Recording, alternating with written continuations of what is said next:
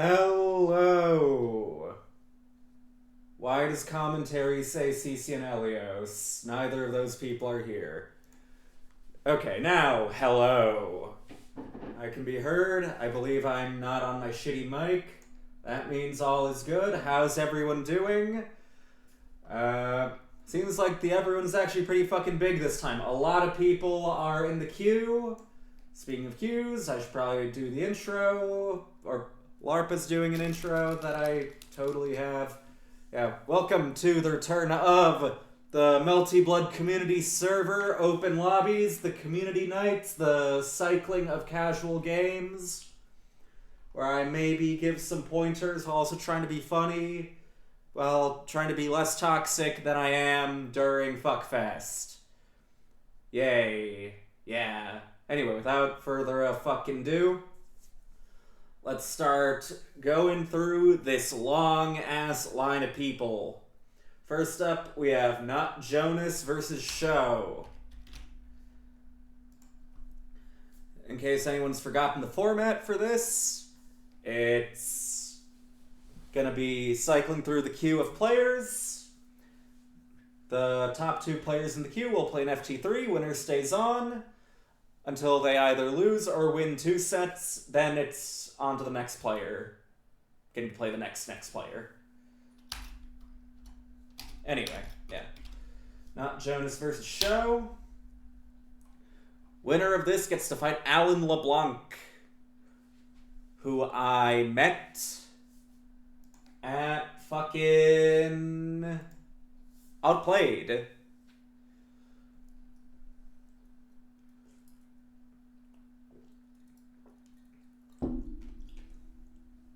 As well as multiple other people, some of which are also in this queue, such as Mateo, and Nobody, and Nick.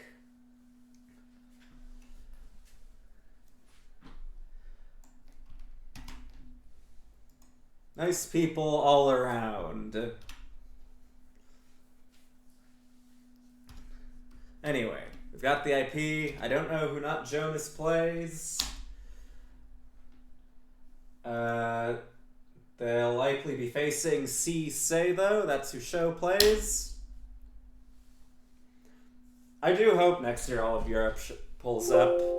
As you suggest, Vinci, we had a pretty sizable number this year still. Like, counting DQs, we still had a 24-person bracket, which was pretty damn nice. Okay, this is Efshion versus H. Ryogi. Okay, I've never seen Show on this character. Maybe they're trying something new.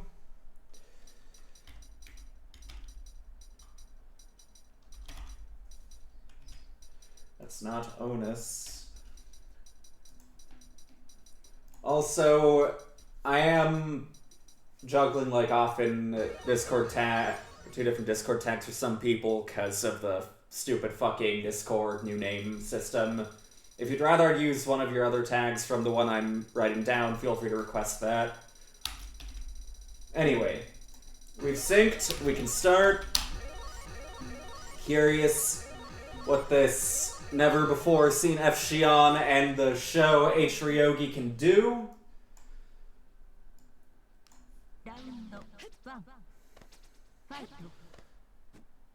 Oh, we've got the Joker Ryogi color too. That's promising. Okay, yeah. We're, I guess, baiting an anti-air to jump 2 and 4A. Yeah, Show jumping a lot. H. Ryogi doesn't have good air to ground. Oh, I don't think Not Jonas knows how to tech in this game. You gotta mash attack, not hold attack. You press buttons and a direction if you want to tech forward or back, or just the buttons if you want a neutral tech in the air. If you're in an air tech situation, you obviously don't want to just mindlessly autopilot your tech, but you do want to tech over teching on the ground in the vast majority of situations, because teching on the ground is punishable. Okay, we block for a tiny bit, but as soon as there's a tiny frame trap, we are trying to press something. Doesn't seem like either of these are too comfortable in these characters yet. We have an empty air dash. That gives you extra landing recovery in this game, as opposed to air dashing with a button. Okay, we've got a knockdown, and we just throw that shit. Tastes the fake. And that's still gonna be death, though.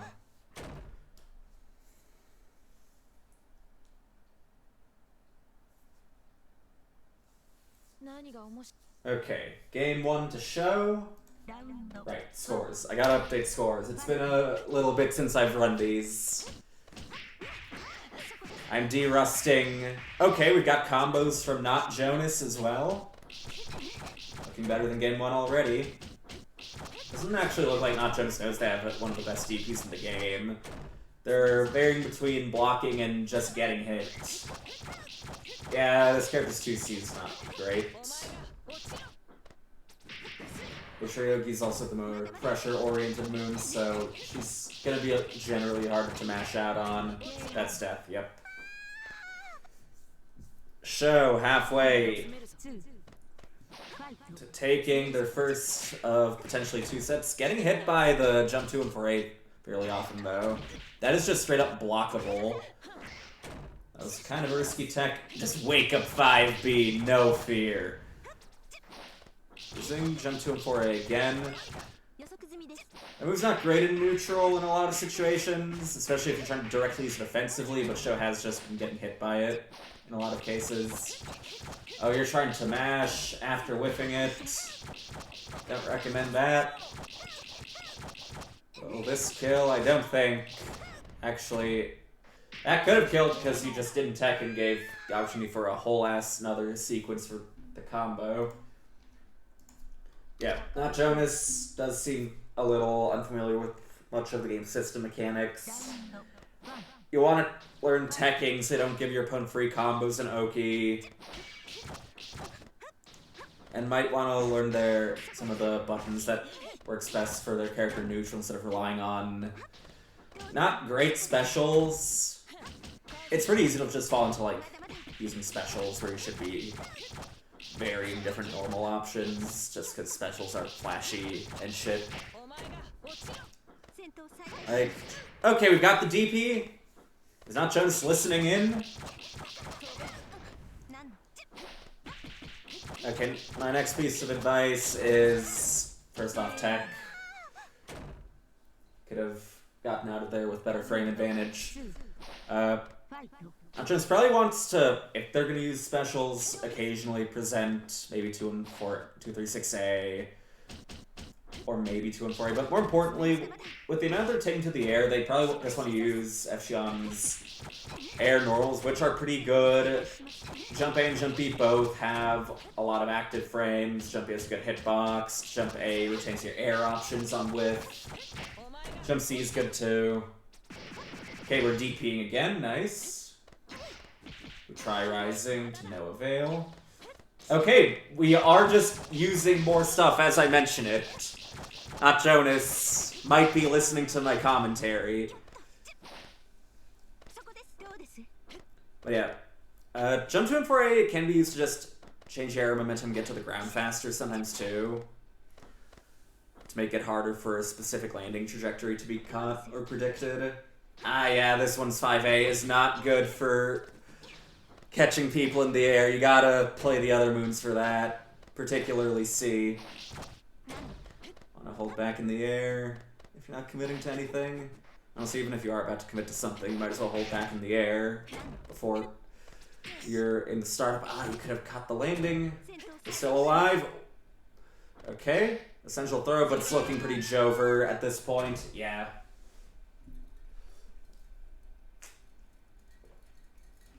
Okay, show up their first set. Gets to fight Alan now.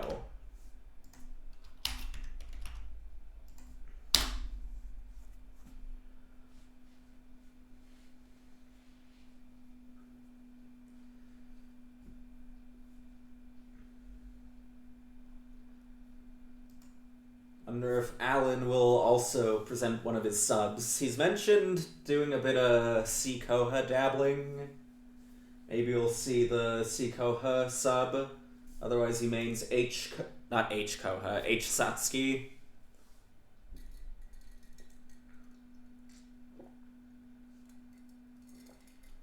We've got the IP already. Let us hopefully sync soon. Oh, I should do predictions. Those are fun. If y'all want to bet on the outcomes of matches and earn channel points that I'm sure you can use for something fun. I don't remember what they do, but there's some use for them, I'm sure. You can bet on who you think is going to win, and that's good. Why does Twitch say my bitrate is in the red? Is my bitrate bad, viewers? Is the stream lagging or crashing, or am I sounding like shit, or does the bitrate just look scary for no reason? Okay, stream is fine. Apparently, I'm just getting gaslit by Twitch. And my bitrate is allegedly 5,592.94 kbps. That doesn't sound right.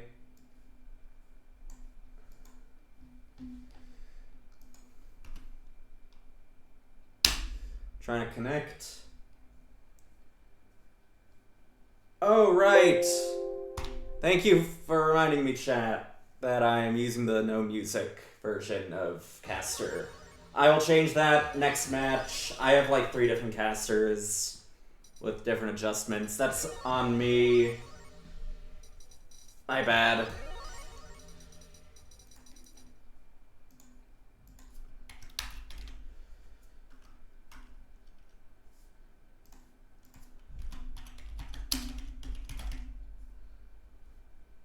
And that is a scary hover. We can start.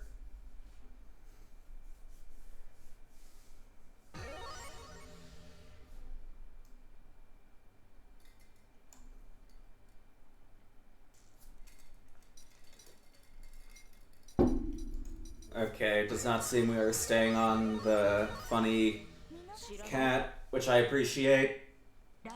Honestly, you can play that character, but I've had to commentate that character a lot. Yeah. Alan immediately trying to get into that 5A range, into the 5A range, I should say. And immediately bunkering, wants to keep his turn. Good jump. I wonder if that counter hit was because Alan tried sticking a 5A into the Fongen C after. Immediate 2C. Tip hit with possibly nothing to confirm, though. Actually, could have still confirmed with 3C, I think. Just wasn't ready, I guess. Okay, show. 1 hit from death. This matchup's not great for Ryogi, just because, first up, there's a decent reward difference. Especially with Sasuke having much higher health. Well, this version of Sasuke is H-Moon, which is always bad against H-Ryogi. H-Moon against H-Satsuki pressure is not fun either. And then it's pretty dangerous to take to the airs Ryogi here too, due to Satsuki's quite good ground game. For both ground to ground and ground to air, honestly. But we've got a round apiece. Oh, we messed up an IV. But it's fine. Fade back, jump B. Good wait. Staying patient. That's funny. I wonder if that was an intentional inbolt through the bunker. You can just counter hit it without that, but hey, it was meter management, I guess. Even though now you're on the defensive and might have benefited from having that max. We've got the come to me, and then I reversal you. It is meaningfully less gimmicky on H-Ryogi just because of how instant 2-2-C is. And it not being bad on block, unlike other EX reversals. Okay. Show with game 1.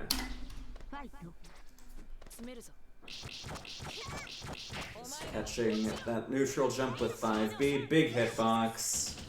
Wants to keep that turn with 2-2C. Alan acting too soon. 2-2C is quite plus. Alan doesn't want to bunker due to the amount of red health on the table, but it's looking unlikely for him to hit max in time. Show halfway to taking 2 sets. Well, 2/4. 3/4 of the way technically. Halfway to taking this set, meanwhile. Did not seem ready for there being space in the corner. I don't think that was meaty either. We're nearing max again. Watch your landing. Oh, that was meant to be another 6-2-3C. Tragic. Could have had a chance to start some nice offense there. 6-2-3C giving a really good knockdown to try and do a mix with. I haven't really seen much charge jump B from Alan so far. Ooh, tried going for, I think, something spicy there. I don't actually know if on this character you can mid-combo 2-2A into something. Okay, keeping it simple. Oh no! Got jumped on, maybe fuzzy, maybe not. In either case, Show taking another game. 1 away from having to leave the cab. Actually, they have to leave the cab no matter what. Because either they win 2, or they just lose. And Show immediately starting this round off. Get with pressure and Alan in the corner. Shield that. Nope. Could've shielded and gotten the punish. That move doesn't really have super low recovery for being a reversal. That's why it's safe on block. So usually trying to neutral jump it when you've already burnt air options and are in the air, you're not going to be in a position to land with a punish after, especially with Ryogi buttons that don't hit downwards. Oh no, he tried hard calling out attack. Wasting your meter, putting Show on match point.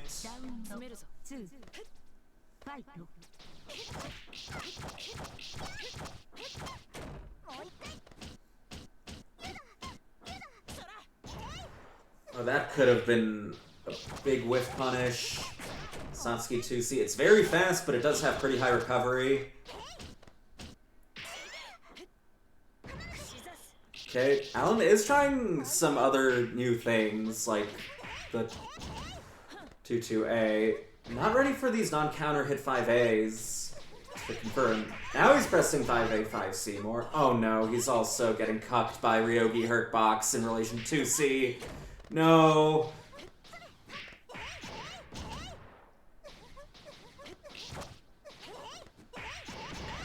Okay, we've got a hit.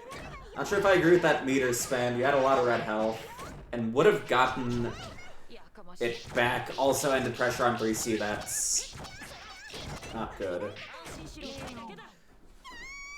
Okay. Show taking it with the 3-0. Moving us further down the queue. Next up we have Kirimari versus Mateo.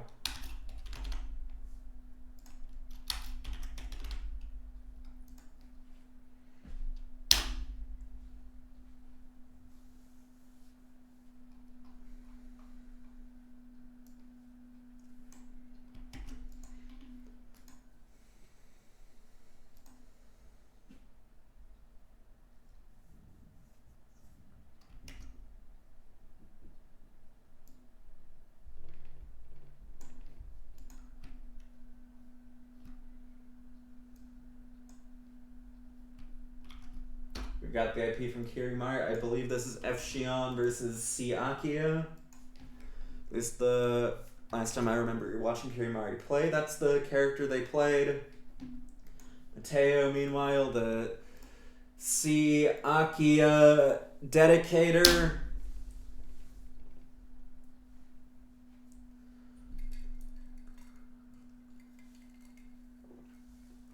Not sure if I've ever seen this matchup before. But we're gonna see it now. Hopefully. Oh, right, I can change casters now, too. Okay. Downloads. No, not downloads. Desktop. I moved this, so it's a tiny bit less of a pain in the ass. Okay, is this the right caster? I have 2 additional casters, and I keep forgetting which one I use for streaming. I should really label these better, but I'm not going to. Mateo, where are you? Carrie's hosting.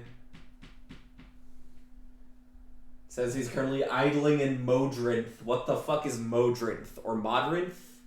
M-O-D-R-N-I-T-H. Anyone know what the fuck that is? Modrinth. Let's give him, like, 30 seconds or so, and we'll just skip him. He can just have his match whenever he shows up. And we'll have Rox instead as the next person. Okay. I believe I've stall talked enough that that's been 30 seconds. Mateo is still idling in this game I've never heard of. So, Rox, you are up next. Rox Linus, that's what it was.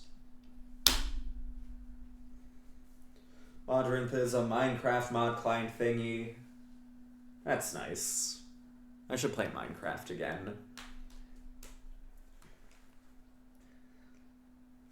Last time I played Minecraft, it was with some friends. We made this big, like, underground base, and then I dug even deeper with a bunch of branching off tunnels that, like, led to nowhere. I basically made, like, a death maze under the base. It was awesome.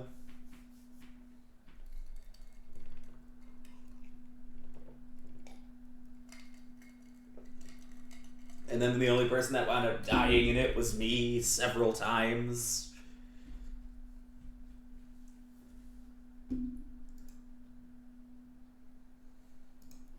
Let's see. Are we in now? Don't know who Rox Linus plays either. Interested in what this will be then.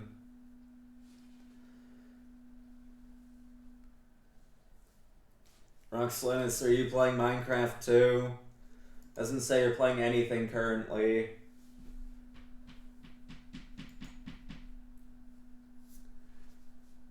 Games, please. At least, like, have a role so I know what character you play so I can pretend to know about the matchup that this would hypothetically be. I have no fucking idea who Rox Linus plays. Do any of you know who Rox Linus plays? And so I can talk about Rox Linus's character into Efshion.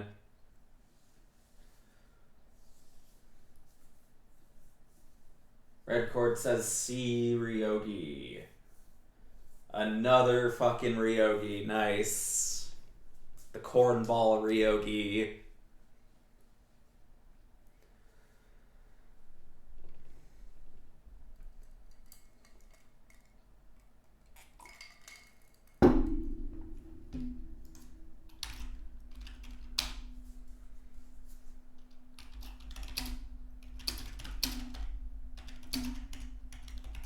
Oh, Roxlin is asking for another 10 minutes or so. Alright, you can ping me when he's here. Okay, we have Karimari versus Grey Sauce.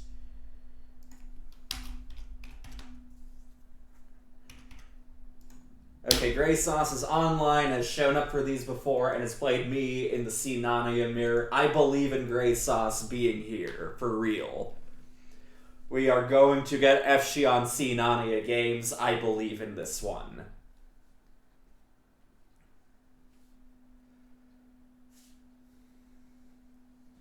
Come on. C. Nania, Efshion. Some fairly DP-friendly characters.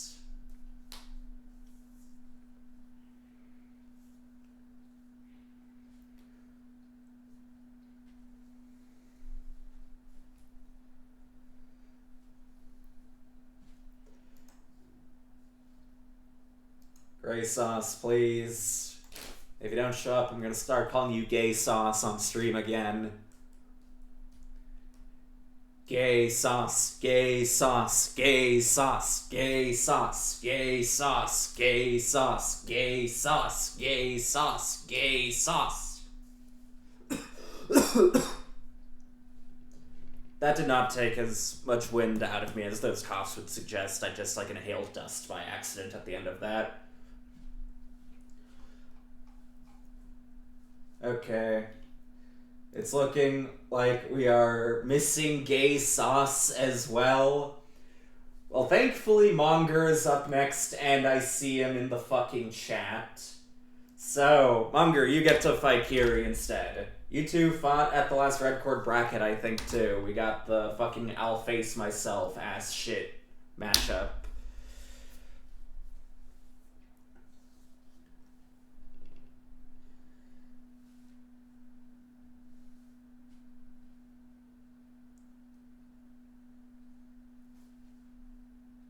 Oh, shit, never mind. Gray Sauce showed up.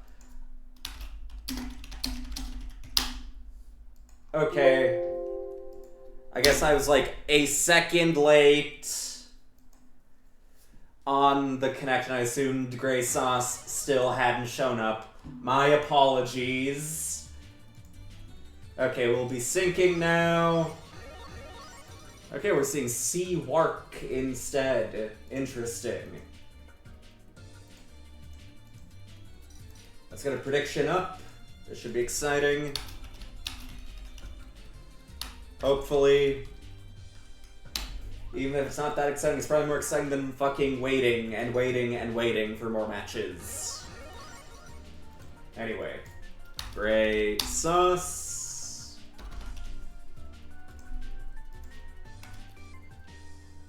Kirimari. That's Kermary. Kirkmary. Still syncing. Anyway.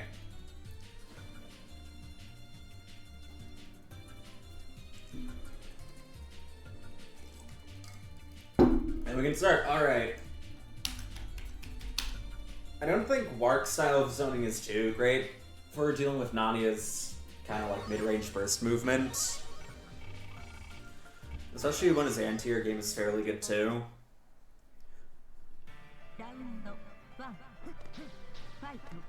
If he tries to have to chase her in air, that's probably when it gets a little tricky, but that's any character fighting Wark. Why were you chasing with air throw from that range? Oh, he tried getting real fancy with it.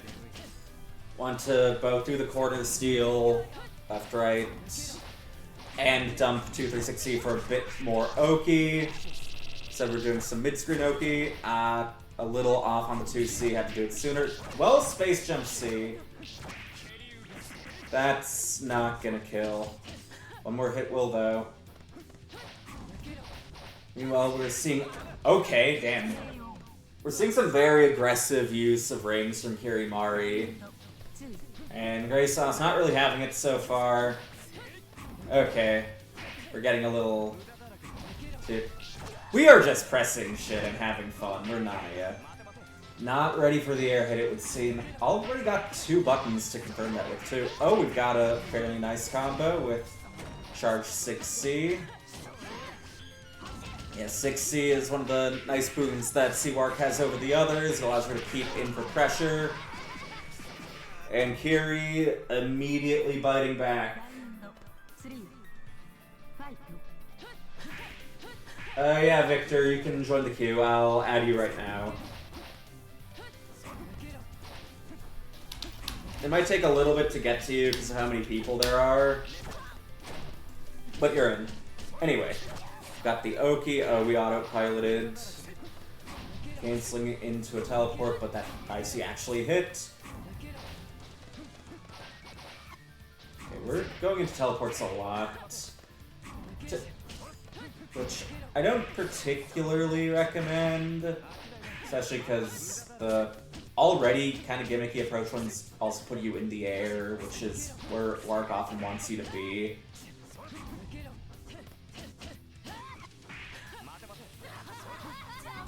That If that air dash was delayed, that could have been a whiff punish. Yeah, Kiri is just cranking these... Why? Anyway, this move is gimmicky even when not used in neutral. And we're losing life lead pretty drastically for it.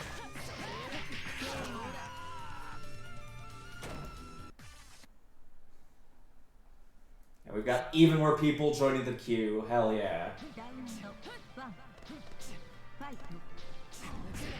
Okay, Vert and Maroche also joining. Nice.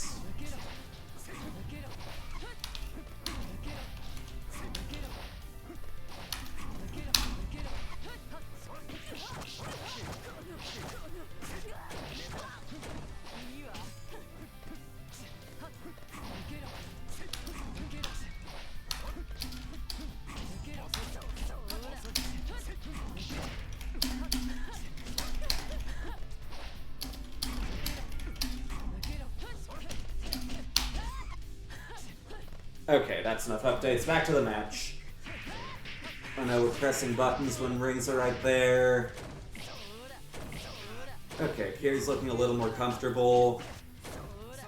Doing a fade back ring so as not to be in DP range. Rings do have fairly noticeable landing recovery, so understandable placement. Oh no, we didn't attack.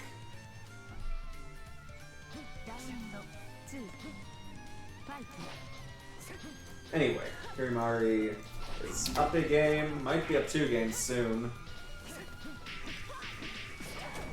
Got a very small confirm with those jump A's.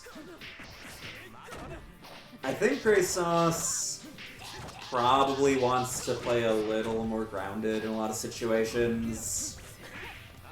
And just rely on this character's good mid-range game to close in space. Especially when rings, while they can cover Warwick's landings, they do still leave her with a bit of lane recovery that Grey Sauce might be able to utilize to start his turn with. And another fairly...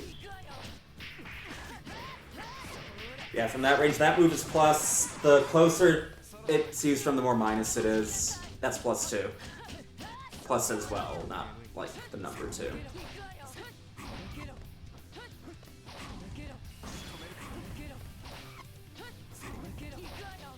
Yeah, Grey Sauce still just trying to force their way in with mostly the teleports and otherwise taking to the air instead of trying to utilize stuff like dash 2B and similar.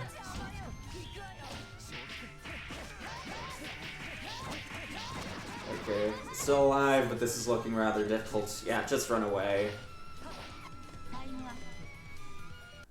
And again, just straight up missing opportunities to hit Kiri when they're not too far away due to this focus on teleports in neutral. I think it's a pretty common trap that... Okay, nice, we've got the close 2 and 4. Good shield though. Close 2 and 4B to steal the corner for Oki.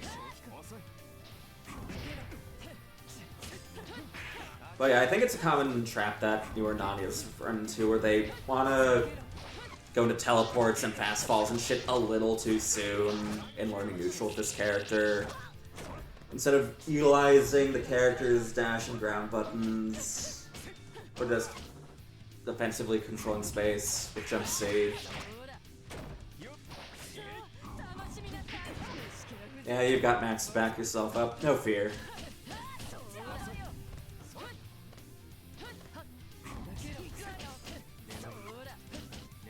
We're waiting a bit more, but that's right when the overhead starts coming.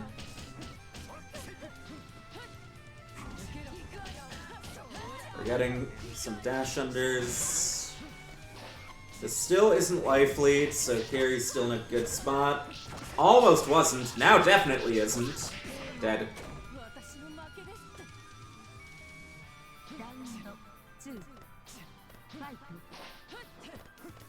How will the lobby go on? That depends on how long people are going to be here. Usually these last about 3 hours total, like a normal bracket. I tend to loop the queue once or twice. But again, it all kind of depends on how many people want to stay in it. But yeah. A reminder to everyone who is in the queue.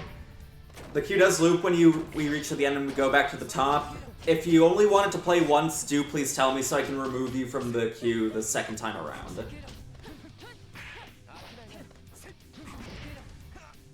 Oh no. We're still alive. Carrie is not on match point yet. But Grayson's still just using so many frames, trying to immediately take to the air. Severely underutilizing this character's good, really good dash for that close to mid-range game.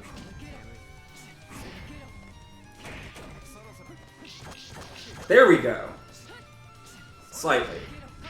But other ring hits. Like, if there's any character that'll teach you to, like, temper your air apage, it's gonna be Lark. Think of how big and active rings are. Okay, we're defending, we're staying alive. Might want to get a heat off. Ah, so close. That was a good jump C2. Risky teleport, but not getting air thrown out of it. Playing on a thread, but it's looking like it's gonna pay off. You get it? We'll call that a stagger. Oh no, we're not finishing our food though. Please. These DPs, I want to call them risky, but they've like just not been getting punished at all. I do like the amount of delay on the heat, honestly. Keeping the opponent on their toes, but the lack of confirm might prove fatal, but the clock is ticking, and yeah, Grayson's doesn't have to commit much. We're alive. Grayson squeezing out that game on a handful of pixels. Is this the Gray Sauce peel? Good walk under. Really liked that. 5k though. That was such a scary tech, and he should have very easily died for it. Okay, yeah, take throw after 0. Is high for that air unblockable, or was Gray Sauce just not ready for there to be multiple hits? That move has some invul, but it's not a proper reversal. Could have acted in response to the Super Flash after that 2-way whiffed. Reminder to all, the majority of characters can whiff cancel their A-normals. Something you can just do reactively in case, like, if you see a Super Flash and all you committed to, please stop doing these air throws. If you only commit to an A-normal and you see a Super Flash, you can whiff cancel that A-normal into a reversal of your own or a shield in a lot of situations to deal with enemies' EX reversals. Also, on the topic of air throws in this game, I know in some games air throws don't really have much in the way of recovery, at least compared to like normal button recovery, or makes you hit the ground faster or some shit. That is not the case in this game. Air throws do not hit extended hurt boxes. They do not help you hit the ground faster. They are active for 1 frame. They put you in counter hit state until you land, and they give you extra landing recovery that is also counter hit state. And the relation between them and air teching. Air techs in this game, air tech forward is the one you might want to try air throwing sometimes, because the opponent has 4 frames where they are vulnerable but cannot act. Neutral air tech, they can act and lose invul on the same frame. And air tech back, you only really want to try air throwing if they are both teching in a predictable direction and are not protecting themselves immediately post-tech, because they can act for 4 frames while being invul. So if you just try slamming your face with an air throw into them during air tech back, they will air throw you first a lot of the time. Okay, catching that tiny bit of landing recovery with the DP on ring.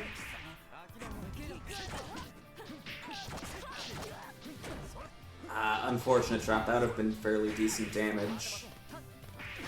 Oh no! We didn't get a button out in time. Air dodge also gives you extra landing recovery if you air dodge and then land. If you air dodge and then do an air normal before landing, it defaults to the landing recovery of doing an air normal, which is usually just 2 frames on C and H Moon. On F Moon, there's none. Okay, now we have Kiri versus Monger.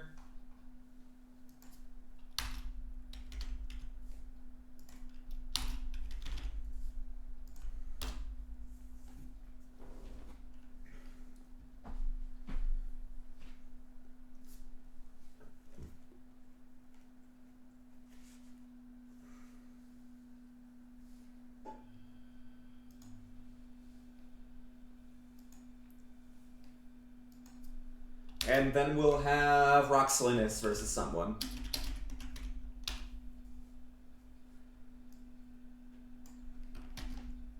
Anyway.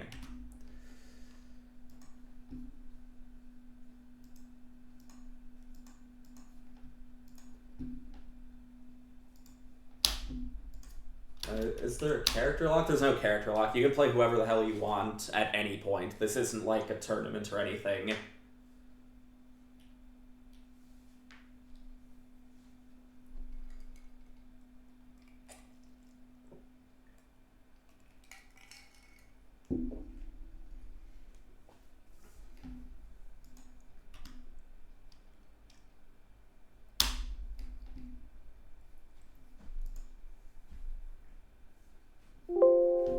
We are in once again.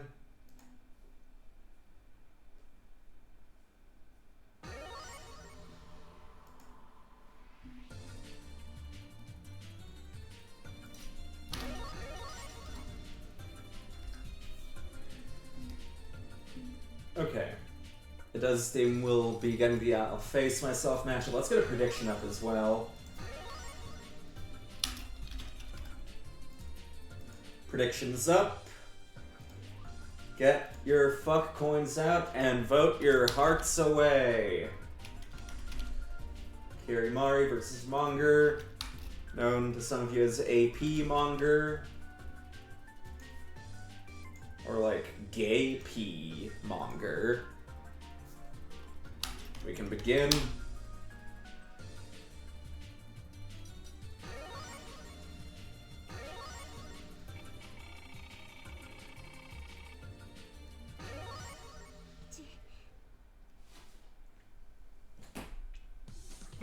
Anyway. Generally speaking, Xion versus Vishion. I would generally give a slight edge to regular Xion just because she is overall a more solid character. She has better normals when comparing her to CNH. F has some good normals, but her movement is meaningfully worse. Regular Xion also does have, on average, better reward between being able to route into left-right and mix more reliably. And often having better damage output, too. She also has better defense, notably, due to that nice, big, fast, meterless DP that does 2k. And hits 7 times. Meaning that if you're not playing H-Moon, DPOSs that no one does are a lot less effective.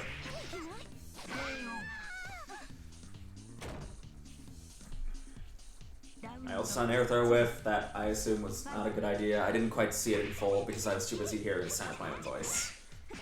We're really trying to froth these jump Cs.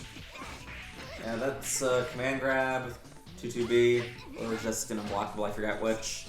That is exclusive to F. The 2-2 series at large is exclusive to her. 2-2A, if I remember correctly, is just a hit grab. I don't remember if it has any purpose, except maybe like routing into to avoid summons. Even though to Pray is better for that. That's unsafe. And Tutuzu Witch has some invul, but also has little use. And then there we also saw a move exclusive to FV Xion over the other moons of her. 2 and 4C. As far as metered reversals go, it's decent. It's not really horizontally outspaceable. Please stop whiffing air throw. Throws the opponent all the way to the corner, has a lot of invul to dodge, stuff like screen control from characters like Narrow, and can lead to a safe jump, while also starting your pressure with them having nowhere to retreat to.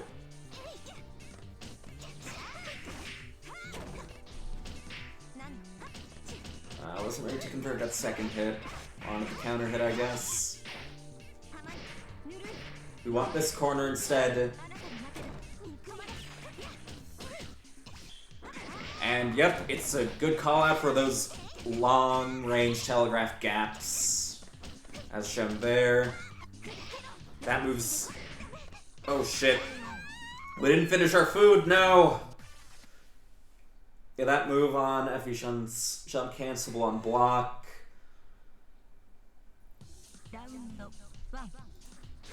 There's another... Okay, Thresher reset if they respect it. It doesn't have to worry too much about shield against H moons and most F moons, because the jump means you'll often just auto be up backing shield counter. And 2-2B hits again. Okay, you're demanding a bit much now. That's an unblockable every Xion has. That's not very good. Due to being very slow. It also has an awful hitbox, meaning you can just get hit out of it sometimes too.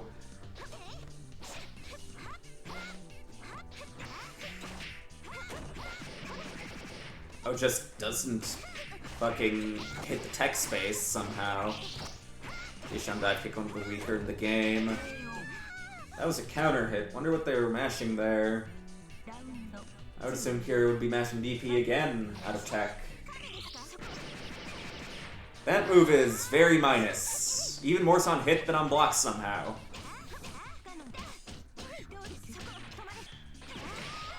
Another gap call out. Wonder if Kira actually could have responded by EX canceling that move. Oh, that's a downside the move does have, though, is it's only fully invul for the first few frames, and then it ends up being only strike invul for the following frames, which is really weird. Oh no, you dipped green into a cross-up button. How dare you? Oh no, we missed timer meaty! No! Tragic. Heartbreaking. The 9/11 of gaming, if 9/11 wasn't already about gaming. Yeah, this character, when she has meter, can kinda opt out of left-rights, at least ones that are meatied with B-normals. If she just inputs 4-2-1-C, because she doesn't have a 4-2-1 series, meaning it'll just be read as 2 and 4-C. So on one side she gets 6-2-3-C, which is a reversal, or 2 and 4-C, which is also a reversal.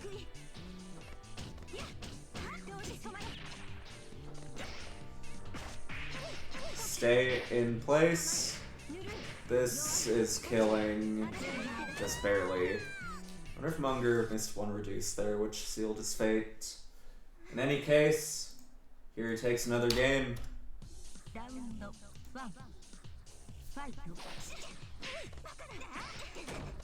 Meaning they've already won the run back from the last red court bracket, where Munger, if I remember correctly, won this matchup.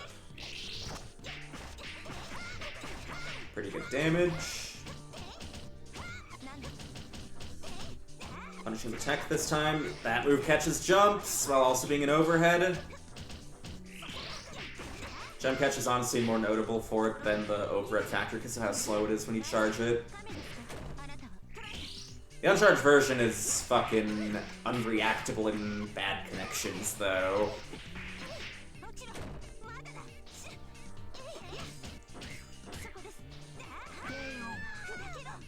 Catch the lane with the low profile slide. The hitbox on that move isn't great, but it does shrink your vertical hurtbox to try and catch landings with situationally. And with the very tip, we just were not holding back on the ground. That was not a proper true combo. And we see it happening again. Kamine, why do some moves just randomly not have true invul? Moreover, why do some randomly not have true invul for only part of their fucking frames, too?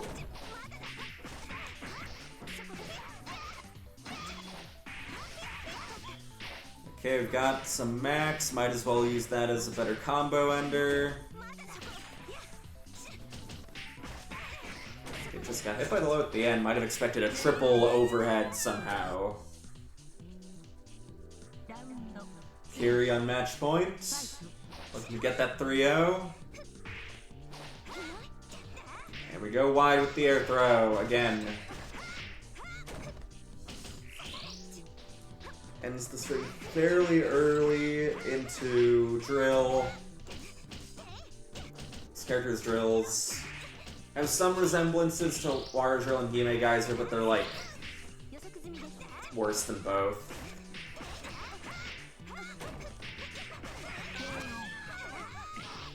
Okay, Monger staying alive though.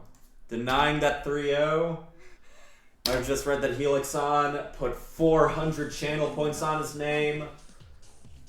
Does not want his good friend Helixon to go broke.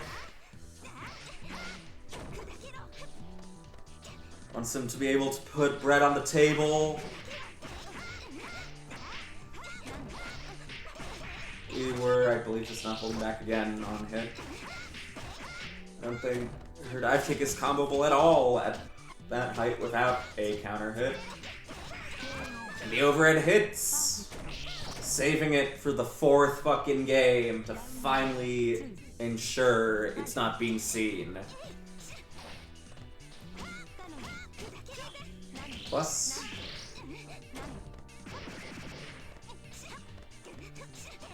is Drill not counted as a projectile?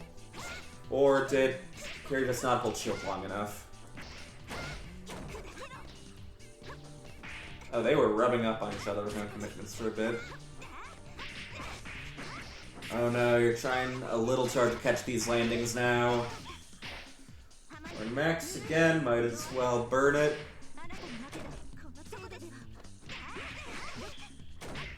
Oh, we're burning all our meter. Okay. This won't kill though. Nope. Can't react to 6v, just mash fucking throw on wake up. And we're starting to see fuzzy DP against plus frames. Putting Kiri on match point once again.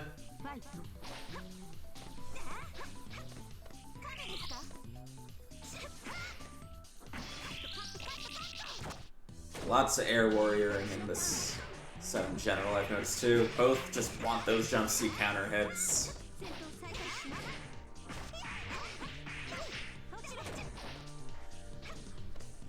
I would have fucking wake up shielded there. Just like, oh, you shield me, fuck you, and then I would have fucking died because there was no meaty.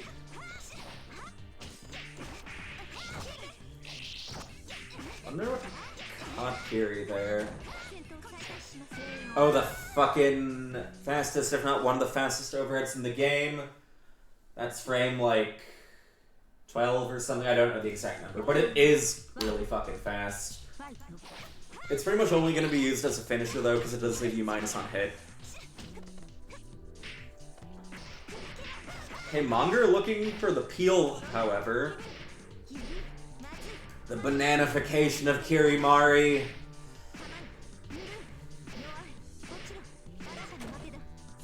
But now Kirimari is looking to commit genocide at the zoo.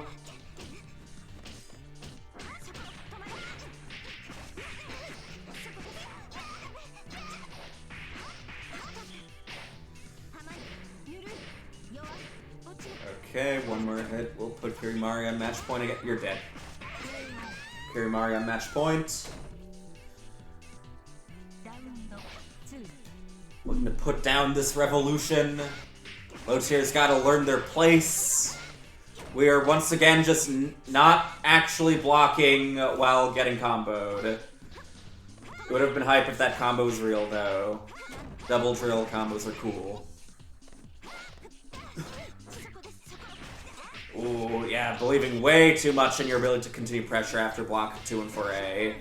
That is fairly minus. And 236A isn't super fast either. Like, practically doubled the move startup, doing it off 2 and 4A. That's death, though. No. Oh my god. You could have thrown that so bad. And might have still thrown depending on what happens next. Oh my. Can one of you finish a combo so I can actually lecture one of you? We're brave or grave.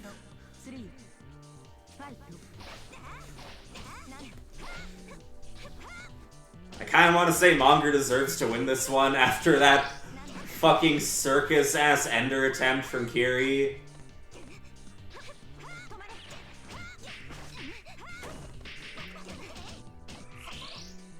That wasn't a choke, that was a fucking win donation. You, like, surgically cut open your throat in the middle of swallowing. And, like, opened it like a goddamn door. And removed what you were trying to consume. And it, like, hopped out like a fucking cuckoo clock. We are experiencing a bit of spaghettification for combos. I'm aware that is already a real word with its own meaning. Yeah, we're getting a bit predictable DPs now.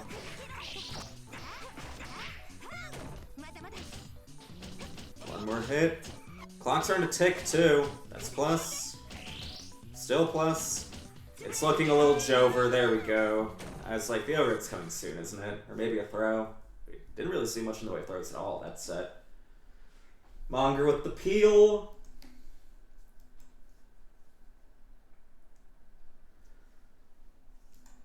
Okay. Monger did request to fight Vinci, I think.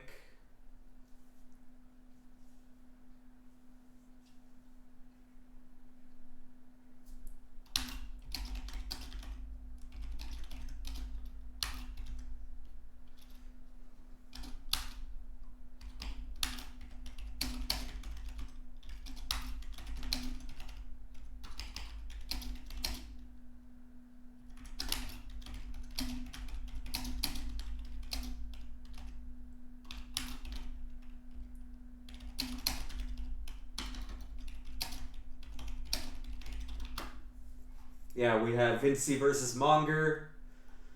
Monger demanded he get the H-Tono experience, assuming that's who Vinci ends up playing. He posted the rage emote too. The swearing rage emote. Can't get more fucking serious than that. I've got another addition to the queue as well. Welcome, one Kirby.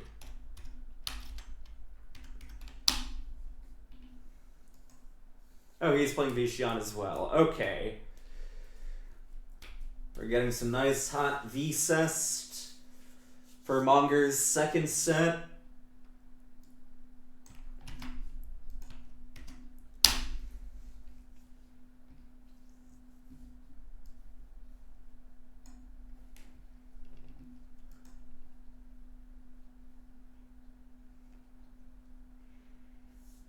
Currently, Roxlinus is off, teaching his friend why motion inputs exist, meanwhile.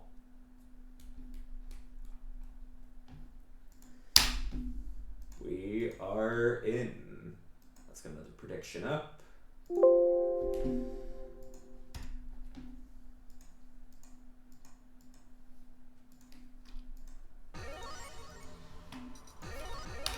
Okay. Vinci Monger, predictions up, get your fuck coins out and ready.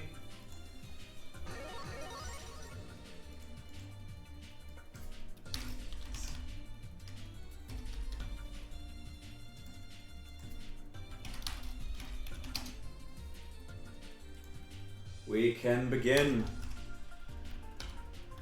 Like, it's nice that people are showing up and being here now. It does seem that the delays phase of the lobby has ceased, and we are just sailing smoothly now.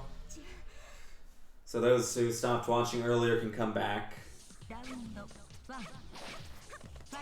got the edgy Nishion color. You've got C, presenting the overhead early. This character generally runs into more damage issues than the other one. She does have high damage combos, but they're a little more starter locked. Granted, that is an issue all of them have. In a lot of cases, like H, for example, does end up still getting a lot of hits from like dash 5A, which means she doesn't get to say 5A, 6A for later, confirms. And there's some similar problems on C.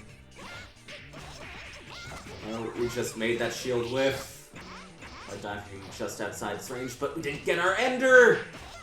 And we are running so deep into Mongru, practically came back out of his mouth. American starter, too. Saw that NA won the fucking Europe bracket, is like, this is our way of life now. We gotta adopt their culture. Look at that amazing damage. We just did wake up throw immediately.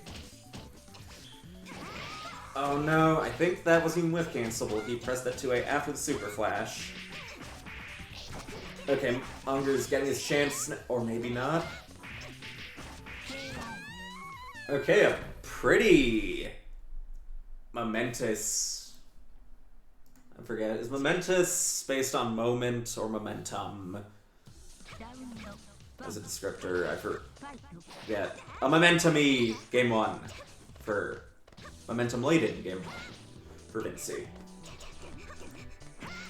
Riding that shit. Something to keep the train up so far, it would seem.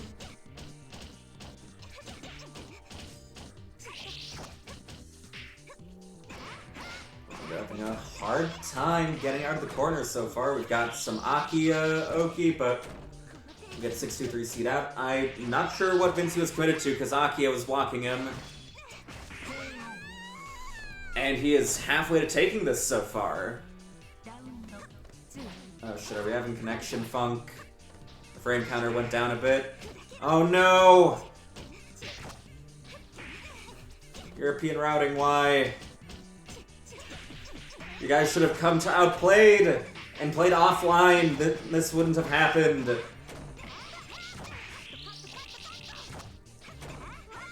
That's not Oki. What the hell was that?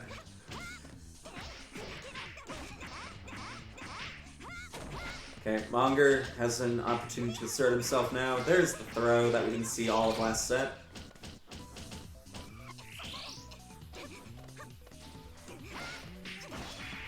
Didn't seem ready for it to hit the other side. Monger's starting to bare his teeth a bit now. Though, maybe he wants to lose this game so he can do another fucking I'm the best person ever peel. Well, best person ever in FT3 at least.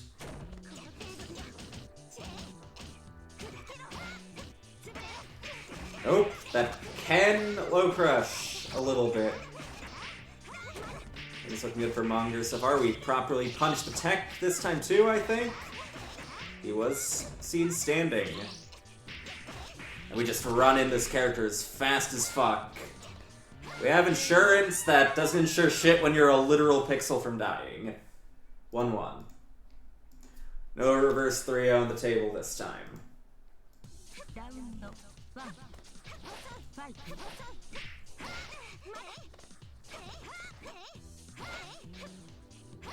And debate some sort of anti-air attempt with these jumping air dash backs. And so you might not be as keen on going for shield compared to on H-Moon though, just because obviously H-Moon shield isn't great, but C-Moon does technically require you to be a little more precise if you don't have non-EX shield cancel options. These 6Cs just have been working. I'm seeing those frame drops earlier. I cannot imagine they're too reactable. I'd probably start throwing them out too. Good on Wake Up, honestly. Fuck it. One of the few things I've never seen in this game is a 6C trade between this character. Someone's gotta make that happen before, like, all of us die and can't watch Melty footage anymore. Take a throw.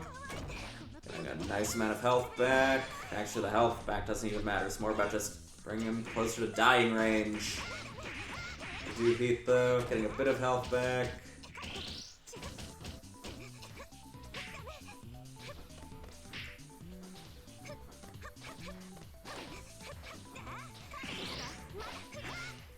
Nope, we wait a bit. Even if we didn't. As long as you denied an EX shield there, Vinci would have had nothing to cancel into because this character has no air specials. That's death.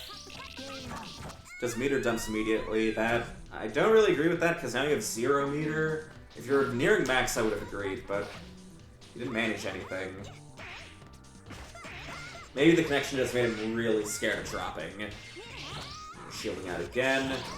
Covers both 5A meaty and the net play unblockable. So, kind of understand why we're throwing it out more now. Kind of a risky drill, but it does hit. That move is still minus 17 or 16. And it's against a very fast character, as we've just seen. And the net play unblockable strikes again. No 2A for you. Vinci with another game.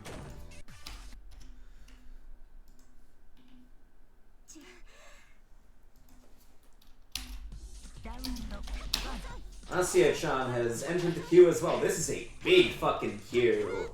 Nice to see European Melty alive and well.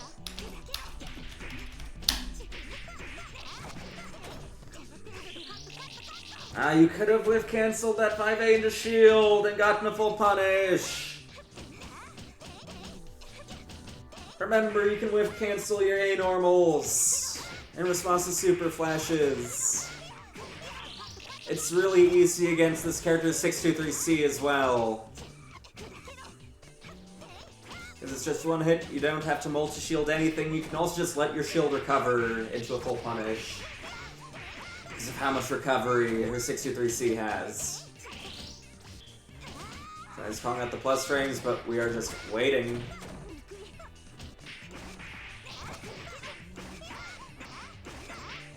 One more hit from either will kill now.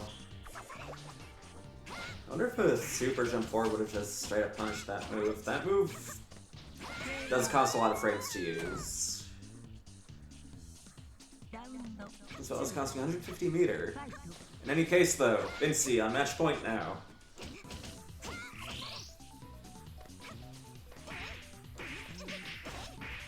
Jumpy counter hit. Fairly sizable hitbox on that move, as well as some good active frames. That's a CVS exclusive. The other two moons don't have it. Regular has it on every moon, though. Starting the pressure. That was minus, but Vinci took a moment to register that, it would seem. It was just like, wait, did he just do a close slide on me? What the fuck? That play unblockable to seal it. Hell yeah.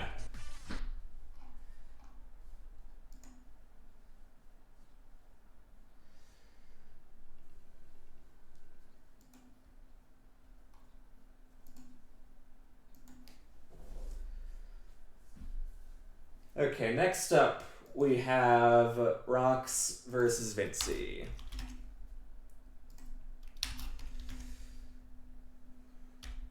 Rox Linus.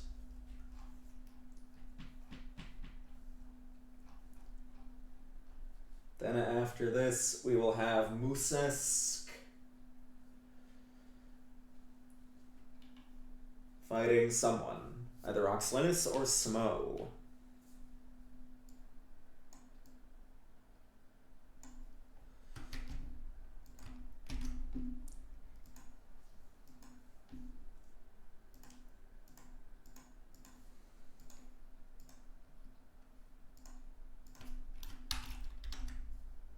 predictions up. Get your fuck coins out and ready.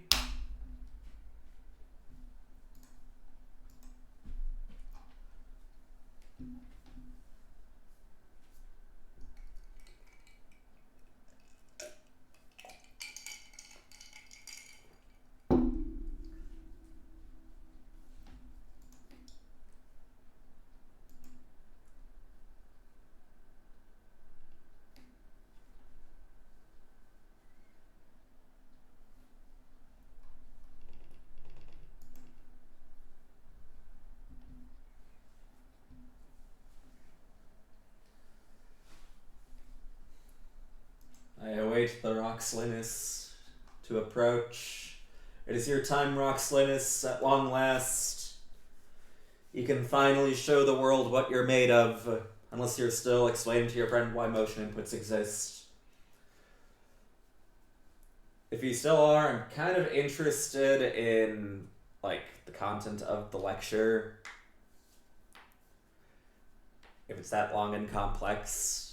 I'd sit in on like a university-style lecture on like random fighting game nuances that should be really obvious, just to see like how inflated and pretentious the talk could be. Maybe I'll learn something new still. Who knows? Okay, Smo says he's eating, so Musesk will likely fight Tehe, or Tehe, Tehe, however you pronounce it, if Vinci wins. Come on, Roxlinus. If you don't show up, I'm gonna start calling you Coxlinus. Coxlinus, Coxlinus, Coxlinus, Coxlinus, Coxlinus. Coxlinus, Coxlinus, Coxlinus. Thank God none of the other fucking staff for this server watches or pays attention to these anymore, so I can't be yelled at for being unprofessional. Coxlinus, Coxlinus, Coxlinus, Coxlinus, Coxlinus, Coxlinus, Coxlinus. Okay, he's here.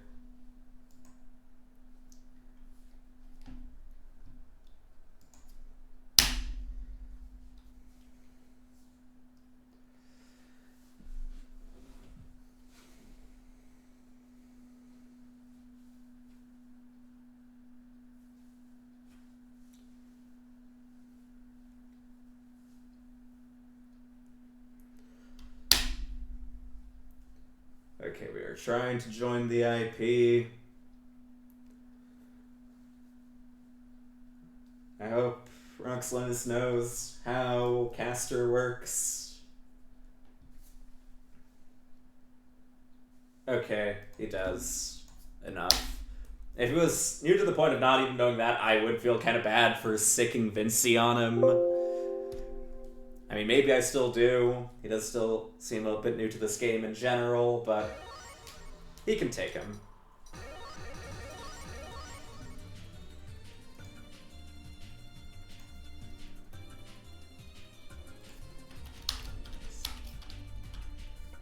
We have been swapping sides every single fucking time there's been another connect. It's a pain in my ass.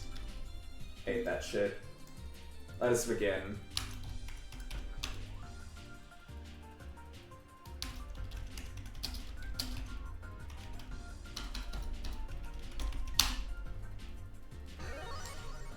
Apparently there's been so many fucking Xions. Roxlinus thought this was like a Xion-only lobby. Now you can play whoever you want.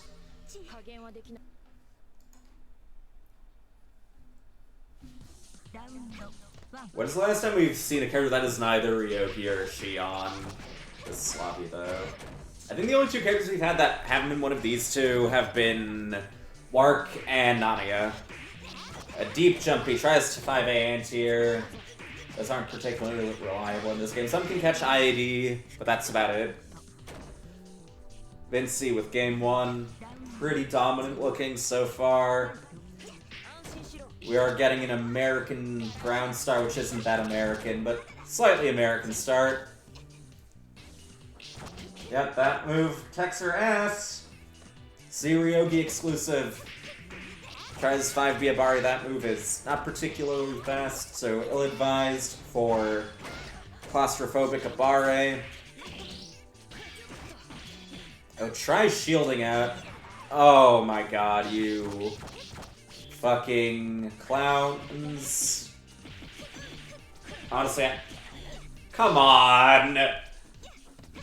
Honestly, at that point I would just have started mashing AD to reduce. Fuck it. Really? You're gonna try winning like this? Oh, come on, he presents the unblockable and that's the moment you stop doing fucking A only.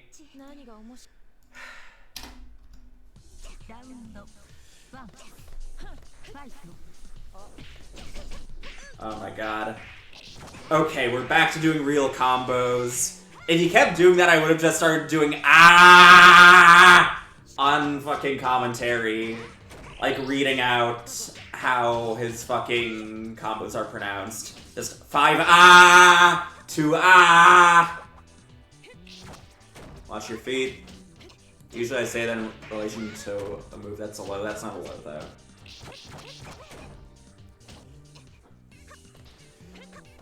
Roxanne's looking a little new, not knowing what confirms into what at a lot of ranges. We saw 5B at the tip into something that then just went all whiff mode.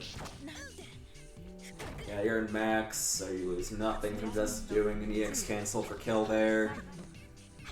Didn't see halfway, and you didn't get the launch part. Interesting. I remember last time I've seen that. Or does the backwards one just not do that? So I didn't know. Okay, that... Maybe she just got hit. That's not mix set that's facing. Okay, we got a 5C. Cool. Landing recovery. Not landing recovery, throw protection. What the fuck am I saying? Again, not ready to confirm. Important to actually practice hit confirming in this game. Instead of just having your wiki combos up. And that doesn't look like Proximus Part has those either. I do recommend knowing your combos. It is a very helpful piece of progression towards success. Vinci with another game. Needs just one more. Move us towards the fucking hee player and Moose. And we're asserting our pressure again. Not fixing our combo. I was really worried he was doing fucking combos for a second off those 5As. In either case, though, he is on match point.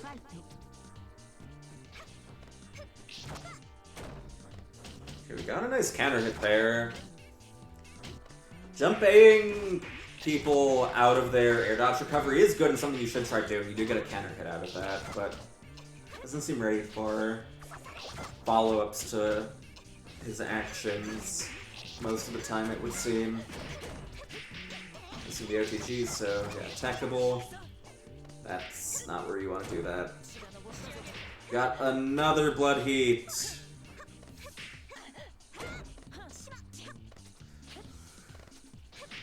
Okay.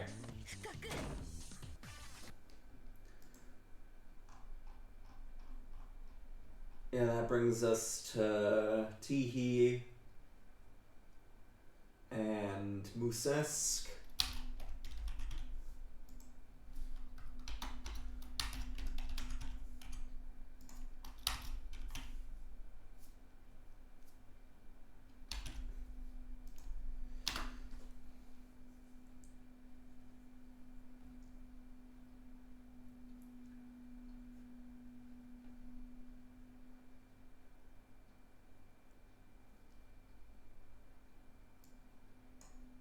Moosesk has the F coma rolls. Alright. And Teehee is an F character rolls.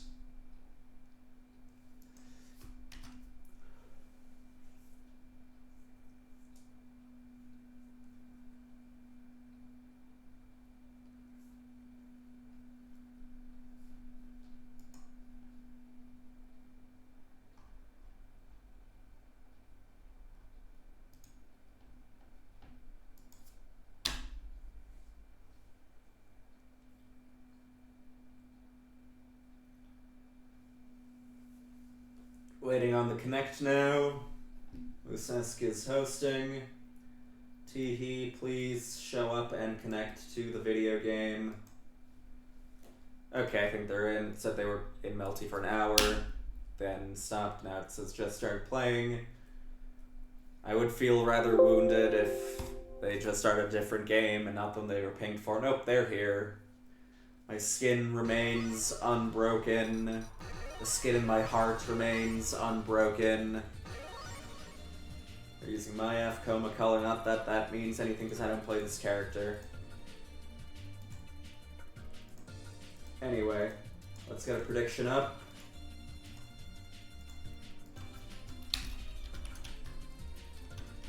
Other side, we have a pretty simple and kind of staple pick up and play character that's recommended to beginners. F Alco. Decent buttons, has some good fireballs. Fairly accessible and easy to understand offense and mix-ups you can go into easily. Anyway, let us begin.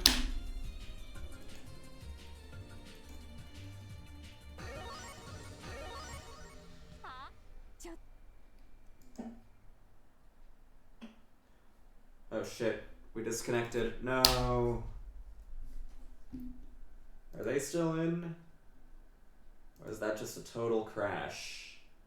It does appear that that was a total crash. Just rehost, no biggie.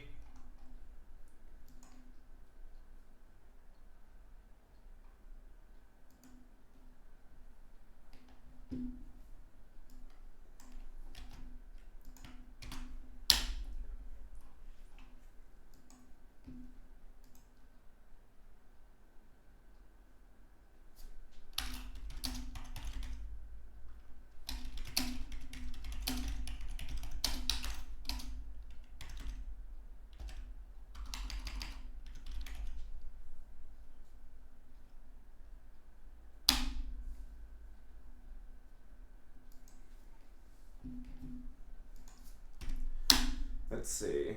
Retrying, trying again. There we go. Let's hope this works this time.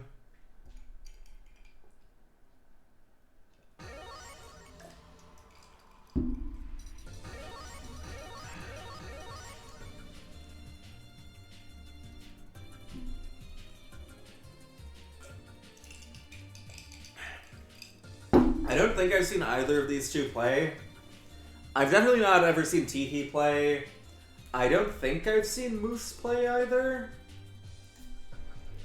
Start.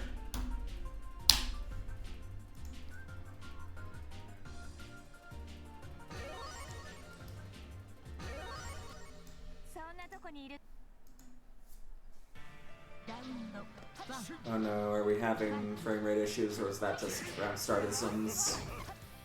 Oh, might have still been able to get a combo if they didn't tech back. Seems Teehee's fairly committed to this zoner part of the gameplay. Never mind, they're peeking out, retreating, just like, I'm in, I'm out, I'm in, I'm out. Wasn't ready for that to be a cross-up landing. I haven't seen much in the way of combos so far. We are backing off after hits too. We just want to retreat to the safety of our little orb hidey hole. This isn't really the one you want to play the hidey hole game with much though. Like, you have some orbs here and there, but this character is more notable for being able to transition into offense fairly easily. Oh, get staggered by the Rekkas. Those are very minus. If I remember correctly, their cancel window isn't great either. So it is pretty risky to reset or kick throw out of them. Slightly less so if you do 2 and 4C, because that is invul. Anti-airs with 623C, okay.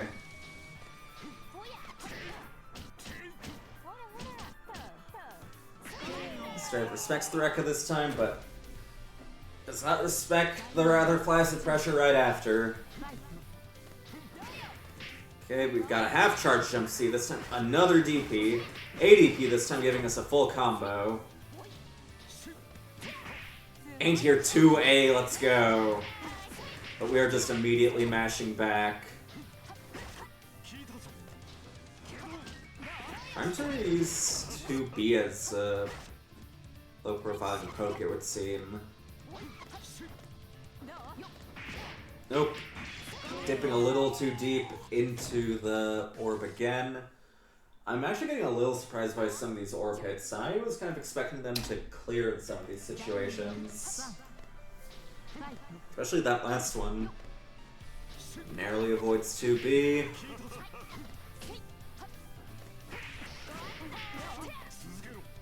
We're not finishing our food. Sunk a few too many normals into the chain. They're kind of complicating their air combo a bit. You don't have to do jump ABC every time. Okay, now they've got it. Yeah, you don't want to do even BC if you want to then do 2-1-4C. Just do 1 jump C at the end. Just DP again, that's not even the invul one. Just believe in your vulnerable start special for the scramble. Heart of the cards. Yeah, that shit's minus as hell. You don't want to go to Rekka's too much. You can use it to push yourself back in if you're pushed out and don't want to return to neutral.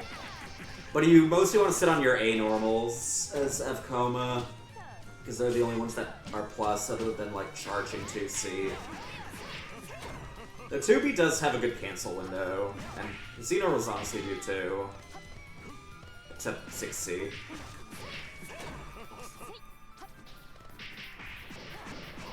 IH.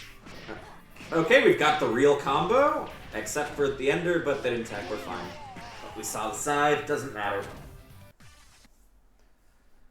If you're F Moon, reminder, if you're in max and looking to regain some red health, if you have an EX cancelable special, you can initiative heat that, which cancels it even on whiff, to regain all your red life, and puts you into heat.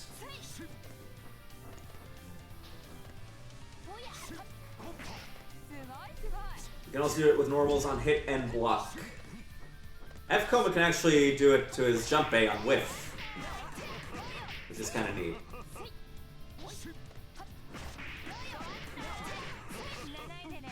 Yeah, we're not looking too ready for just the approaches. He wants to throw out after setting Norbert 2 fairly often.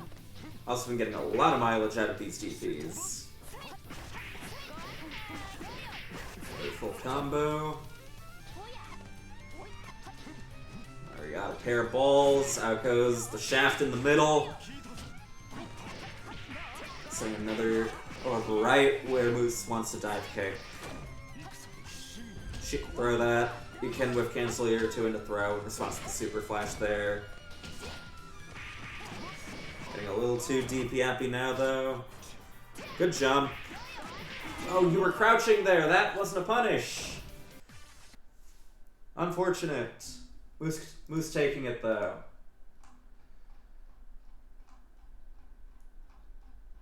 That brings us to nobody, I believe.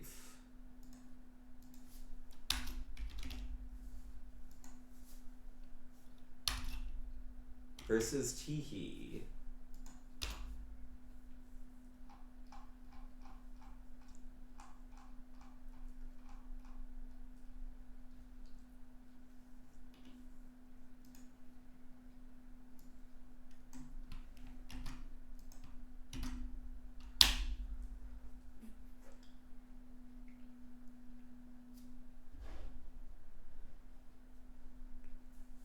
There should be F-Alco, C Narrow, or maybe C Hazui. F-Alco is one of the worst matchups for C Narrow. Some contend it's slight Alco favor, some contend it's even. In any case, she does do better than the majority of the cast against Narrow.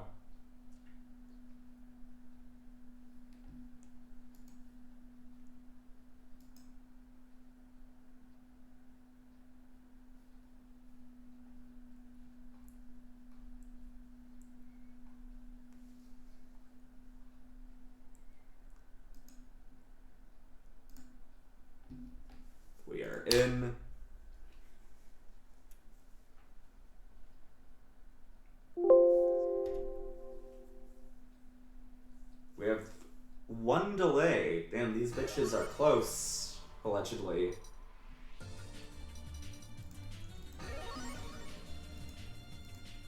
Let's get a prediction up again. Got nobody. Outplayed top 8er.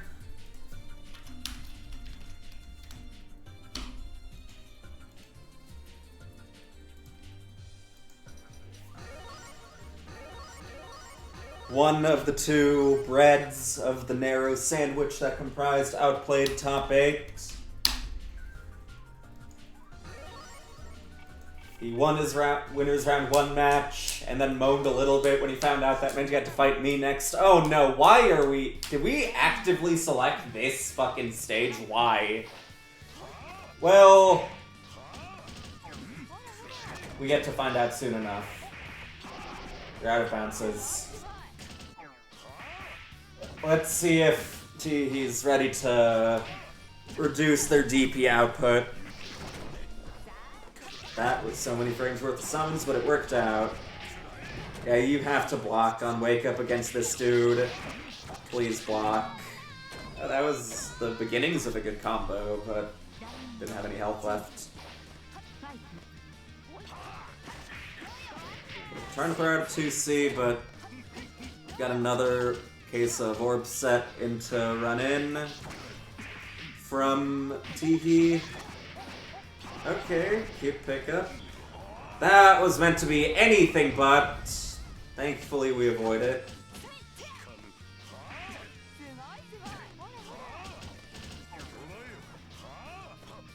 Oh, they got stuck on ID, I think.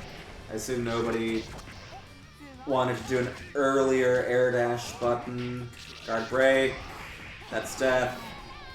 Arrow's one of the least safe characters to air guard against due to how high his 5A is and the multi-hitting nature of his buttons, putting you into hit stun / hit stop for a long time. I forgot to change the names. Hell yeah. Nobody. TCG. Yeah, you gotta mind the screen control on this character. This is where he might want to rethink some adjustments to their game plan. Orb set into then playing the back and forth, sometimes safe, sometimes not game. Can work against other characters, but Nero does not give a shit about proxy orbs at all. You want to present your own fireball, which I'm not sure if Teehee has used a single time since he's been on stream. To disrupt summons and make Nero want to approach you with his whack mobility. You're out of bounces. This gets 2-Wa'd. I tried doing a wake-up throw or something, but Aoka's wake-up timing means... medium miss times are mostly going to be a result of being too early rather than too late. And it's kind of hard to miss time shit with Nero due to everything being a million-turn active multi-hit. Just do another deer. Okay, that you want to throw. That was very not real. Spending bar on every EXTR we can muster. Nobody up another game.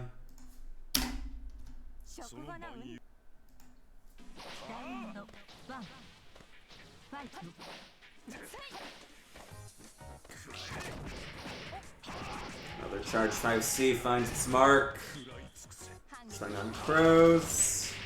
Blocks the triple overhead, but immediately tries smashing after we were just blocking. That could have been maybe even a kill hit if nobody did comboed like me. That's almost a decent 5C loop. I forgot from how high up Aoko can get 5C loop too. I was like, wow, that's like the height you do it for Nero.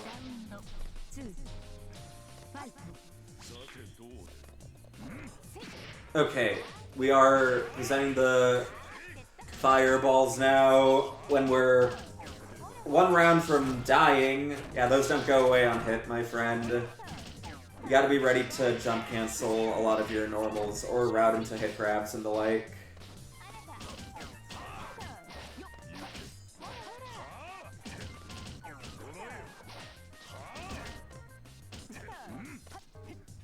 Tried fuzzying a ghost there. Might have been trying to air dash.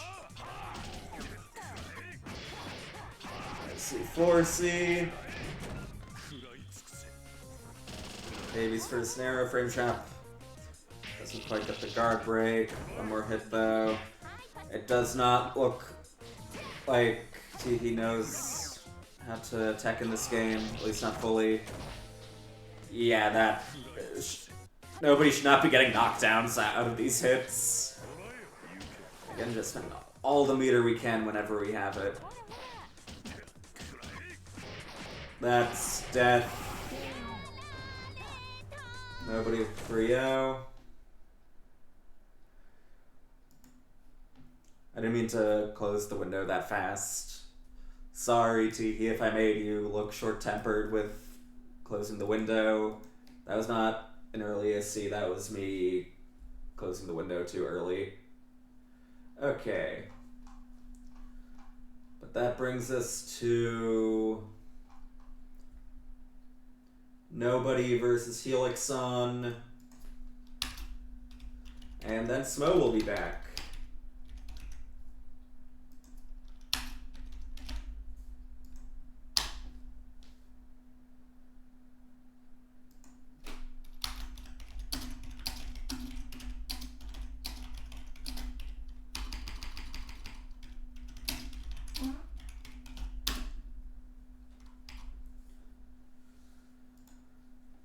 Oh, that fart smells like fucking broccoli.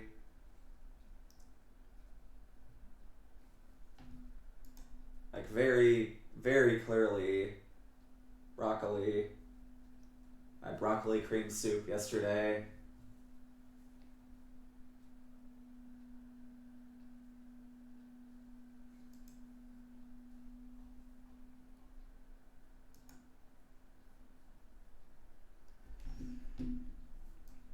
Sunset, give me 1 sec. Hopefully 1 sec has passed. I wouldn't know though, I can't count that high.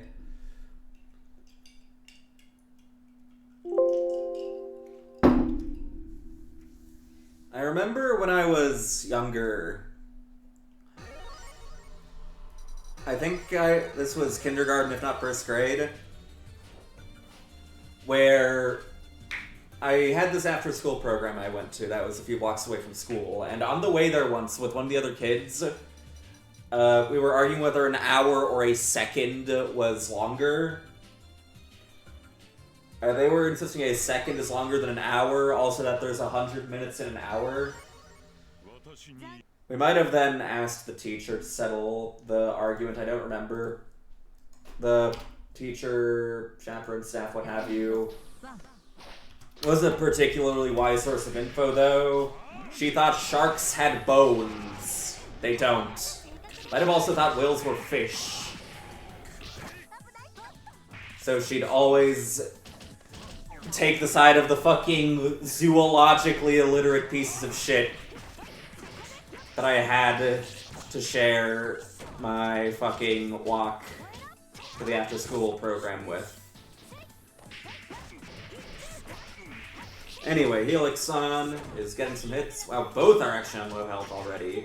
Yeah, that's an overhead. Why did you confirm that? Cancel that into fucking meterless keys. Air keys. Immediately goes into 4C. That wasn't even with any sort of gap. Could have been punched by 623C, actually. 4C's a little more dangerous to use against CL whenever she has meter, due to access to 623C to punish. CNH can punish with 236C as well. Like C-Loop, nope, wasn't sure about the height, understandable. This is fake. You didn't have to spend meter there, but you got out, which is what's important, I guess.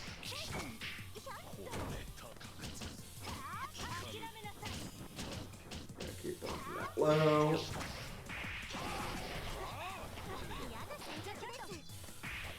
That was kind of a risky throw through the keys, especially when he jumped back. Could have gotten a full punish on you, but didn't seem to know that that move does leave with a decent amount of recovery.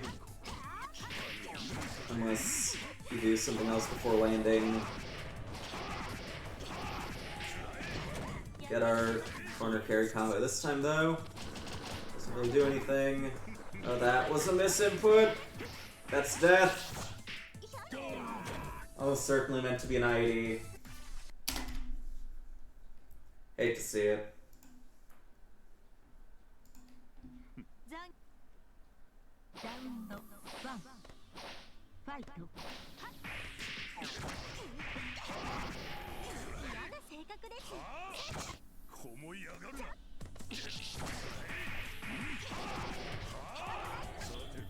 That is a punishable tier set. Didn't seem aware of that, though.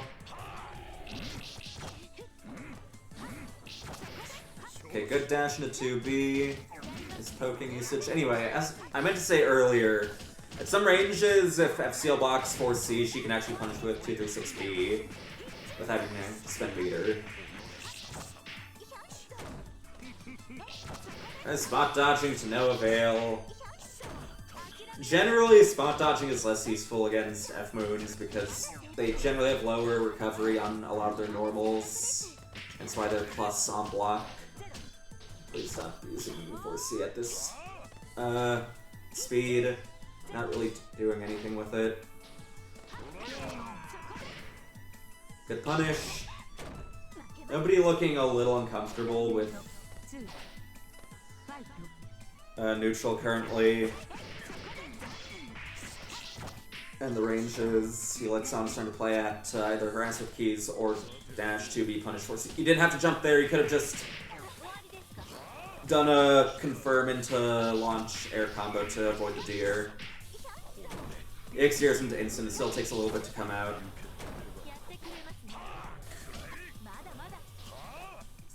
Nobody trying to play the normals game a little more now, looking a little afraid to summon.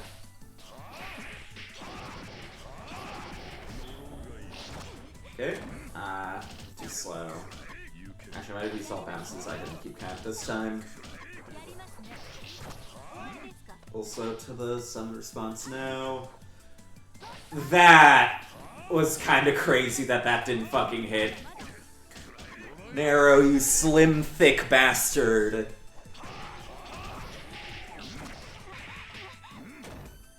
Didn't have to give a knockdown out of that.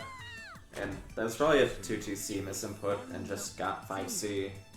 At least I believe that was a 5C getting thrown. That's a low. Blocked it low earlier.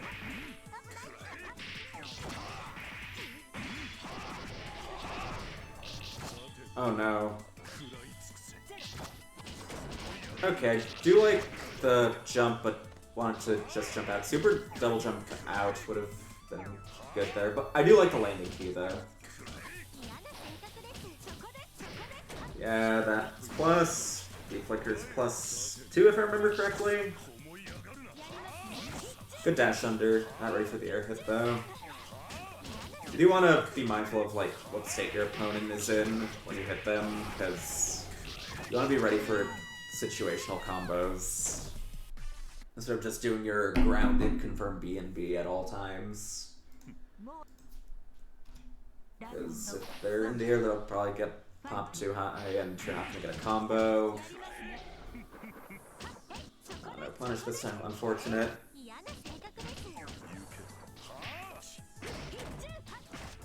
Also, some characters have crouch or staying specific combos that can actually be more optimal than their B and B, which is also nice to learn. Nair actually has a good number of those on crouchers. Well, C has crouch specific ones, F has stand specific ones, H has both. Why did he backdash?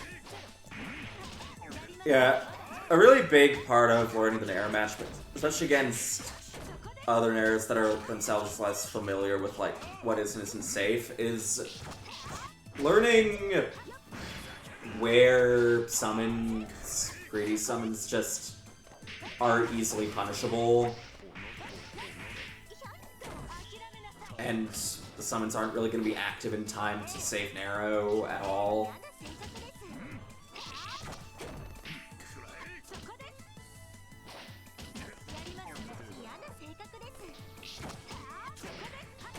If he didn't charge, that would have already been a kill, but it doesn't matter. Just realized. They'll call it the meter manage route.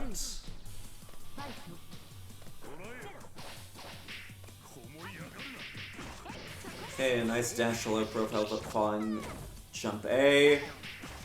Jump B can hit Ciel's low dash, but it does have to be used fairly late, which still allows her to play more timing mix-ups against an arrow, or like, if you want to do high jump B to stop rising jump A and shit, I'll dash under you. If you want to do deep jump B, I'm going to jump A your ass. Some unfortunate non-confirmed still, keeping up the pressure on a big life lead. Decent bunker, but we tried 5A anti-airing.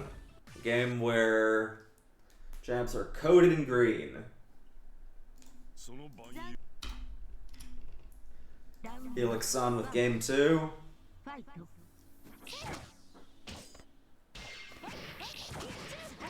Okay, we've got a nice charge 5C. Well, air jump B is better at dealing with it than other air to ground due to being multi-hit. It can still do the job here and there. That, yeah, used all of the bounces. You want to be mindful of that. Gotta count your wall slams when doing narrow combos. That's a low. Yep, we know that. Standing for a second was just... That was like last minute. Wait, fuck, right, that is a low.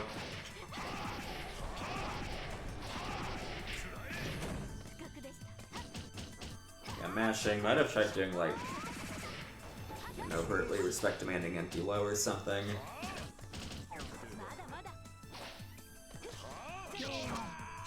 Good knife toss.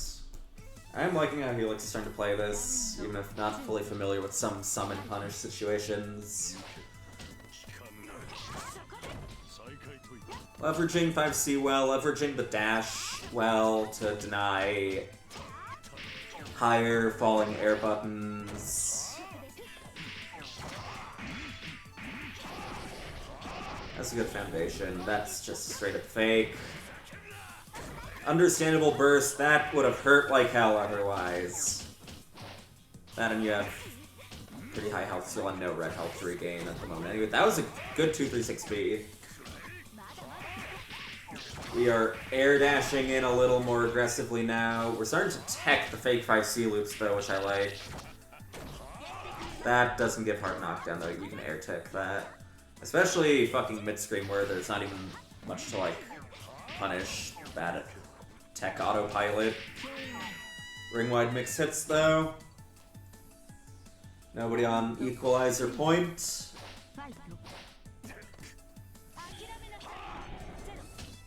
Confidently walking back, I like it. Doesn't have to crouch to respect shit.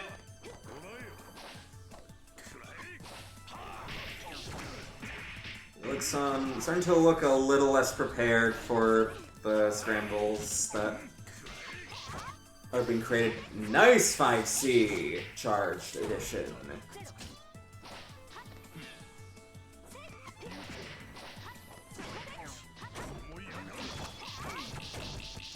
We didn't reroute our combo again. You can come into 236C as well to avoid summons, because it's a hit grab, making you invul on hit. You see the revenge of 2B though.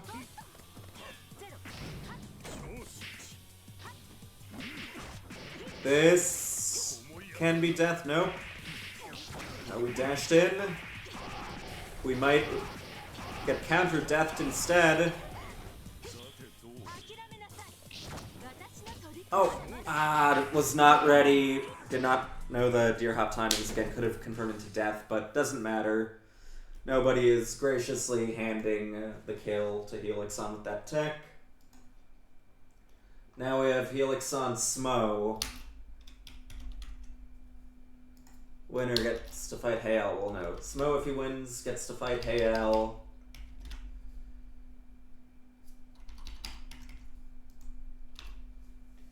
Otherwise, if Smo loses, it's Hael versus someone.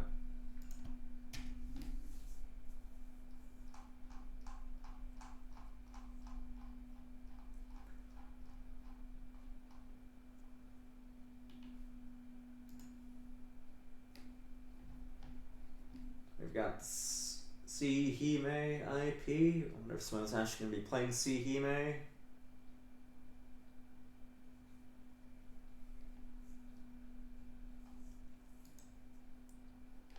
They are in.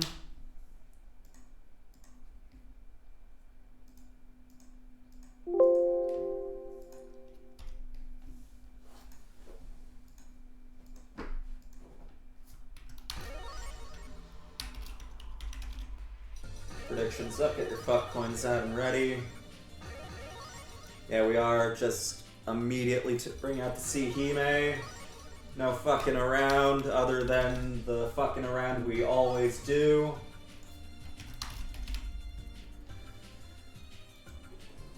Should be synced any moment. Yep, the moment is now. Begin.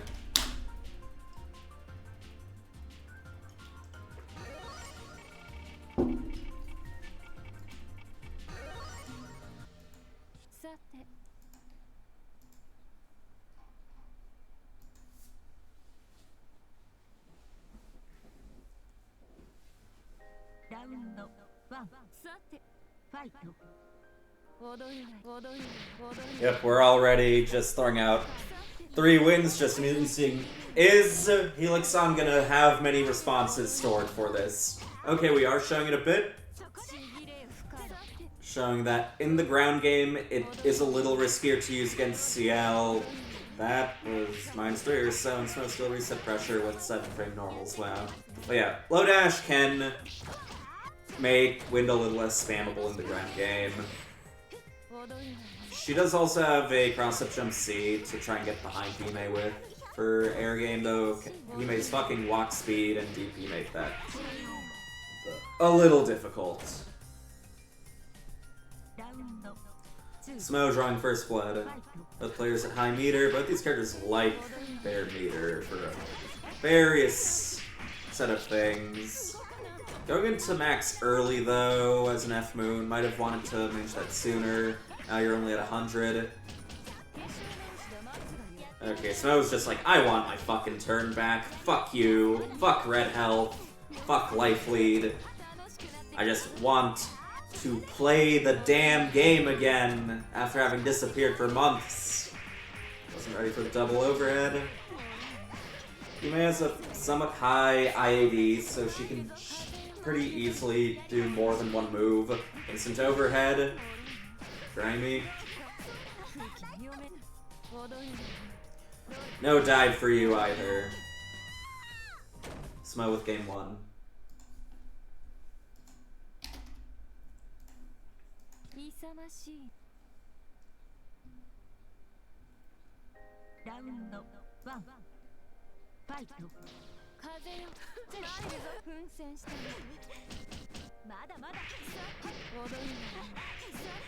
Oh, my back's itchy.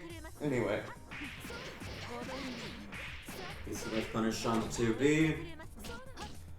Little shimmy. See if they're gonna do anything. But we've got a jump C start. Smo was standing after that recovery. He was just not blocking after whiffing 2B. Maybe he was trying to buffer DP but got neutral framed. Keys are a little ill-advised here. I would call that good meter management if you were playing not C-Moon. Not C-Moon. Not C-Moon. That's all of them.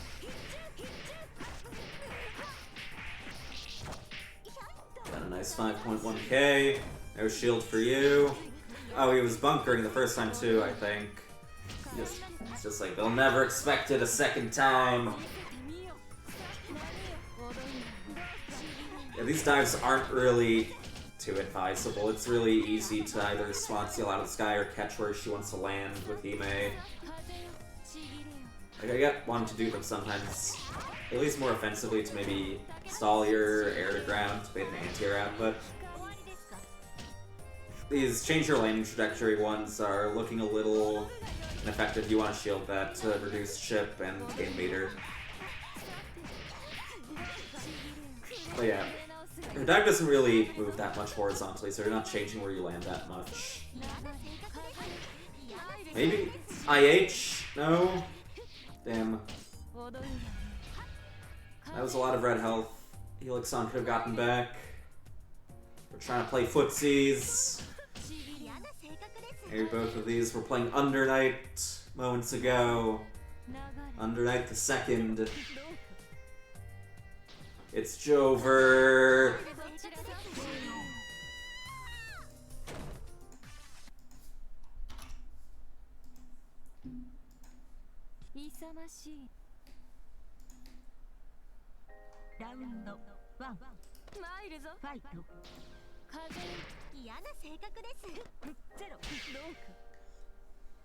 Yeah, just trying to play it patient.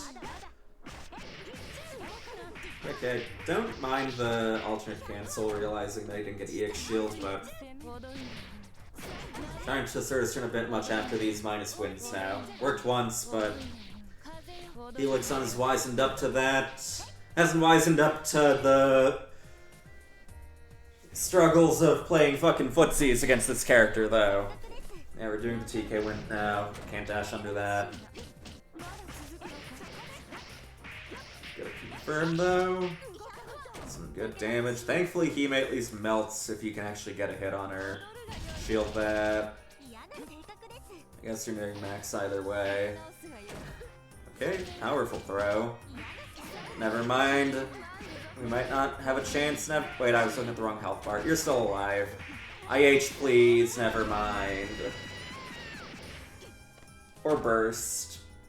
Burst might not be a bad idea sometimes either, just to, like, survive. Because that was a closable round. We're out, though. Ooh, charge 4B. Not finishing our food again, though. All the way to the corner we go. Helixon has been getting hits fairly consistently throughout these rounds, and has been getting hits afterwards too, due to Smoke being a bit sussy on defense in a lot of these cases, but as soon as Smoke's getting to play, Helixon is having a lot of problems in dealing with what this character does. Yep. And not seeming ready to use some of the actual game's mechanics has been hurting them a lot too. Especially with regard to what they can do with meter. Okay, got something to do with meter there, but we don't confirm. I do know it's a little tight of a link there. And the angle seemed a little off too. Smo takes a 3-0. We've got Smo versus Hale. This I'm really interested in seeing.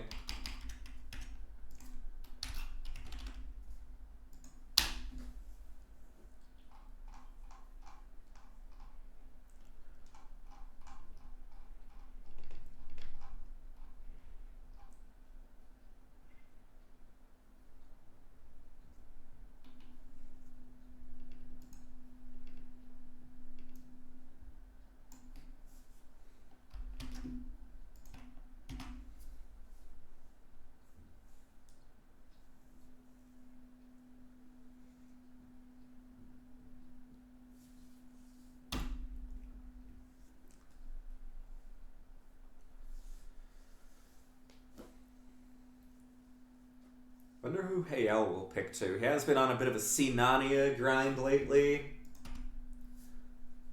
which I always respect. I like Sinania, cool character. Hime's cool though too. I think she's the coolest Hime probably. I like her combo structure and stuff.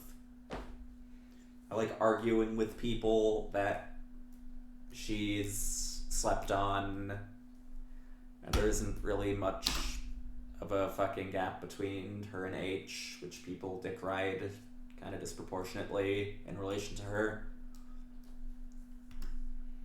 We've crashed. Fuck yeah.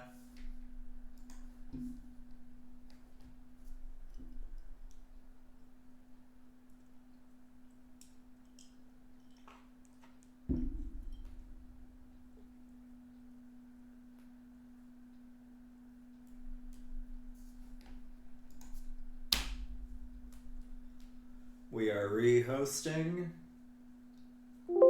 There we go. Okay, now I better see y'all fucking betting on this one. This is a clash of medium-sized titans. KL versus Smo. Get your fuck coins ready, the prediction is up. Possibly the most heated one of the night.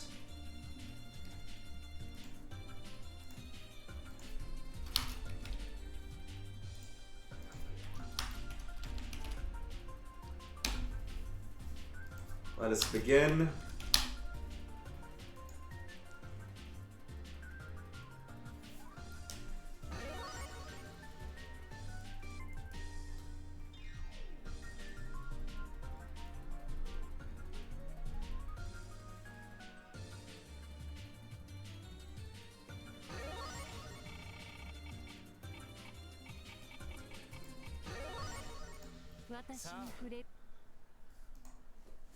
Okay, we're on the Alchemist stage. I think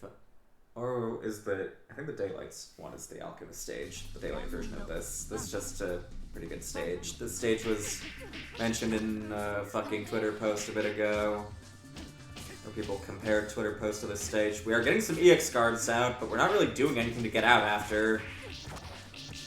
That is one of the issues I think Smo has, where he kind of pigeonholes his defensive options a weird amount. Where, like, there are a lot of situations where he passes up mash or similar because he, like, wants to get a heat off or some shit like that. And we're already pushed out. Difficult times.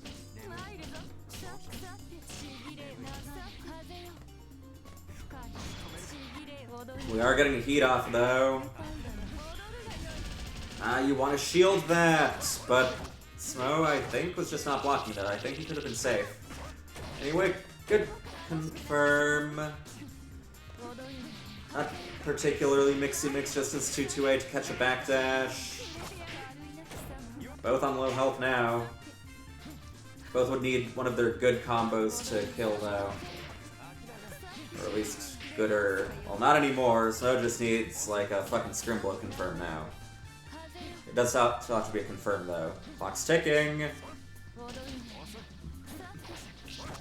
Not ready for the non-counter hit, and yeah, we're being a dickhead to run the timer. Understandable. Nothing he can do about that.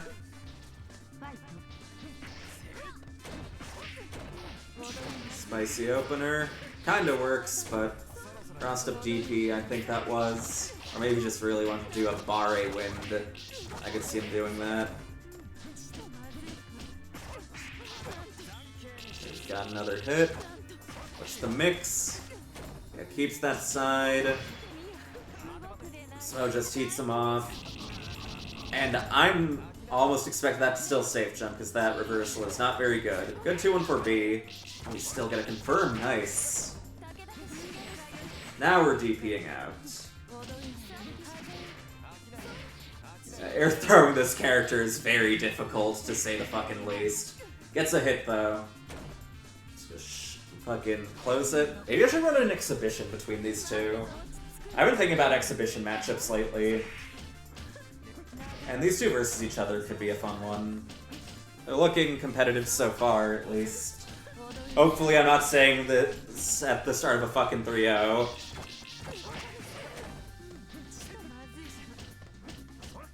Yeah, you don't have to fear that wind. It's not age, it's not automatic.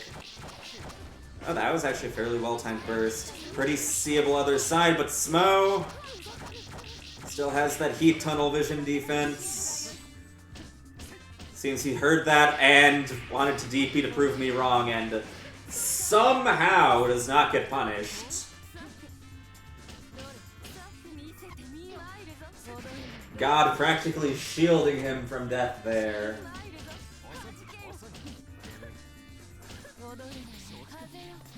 Trying to play patient, but dash still requires slightly too many frames.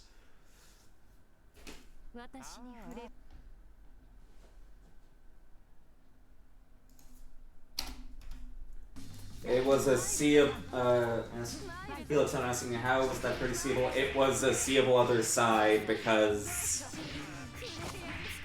Hime's collision box kinda kills ambiguity on a lot of mix-ups.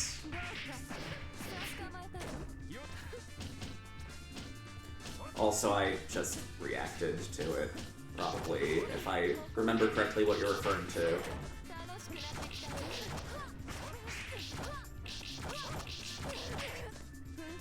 Doesn't quite finish his food. Unfortunate. We're in max though. Oh, never mind. Oh, what the fuck? Wasn't blocking our tech, or maybe that punished neutral tech and should have air teched back instead. That was tragic though. I was already worried because I thought he was gonna just gay combo him to steal the max. Or wait, he doesn't have meter anymore. Did he burst and get punished by Killer? That might have actually been what happened. I somehow just didn't see what went on, to be exact. Oops. I've also been seeing some fairly good anti-DP spacing from Snow and Pressure. Never mind! Bro did Rising Jump A on defense into canceling into fucking Wind. What a wrinkled brain this man has. Snow up another game.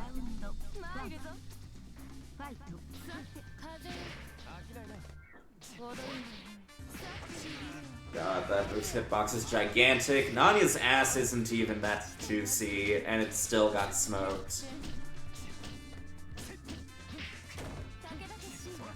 Good not catwalk, stone hat.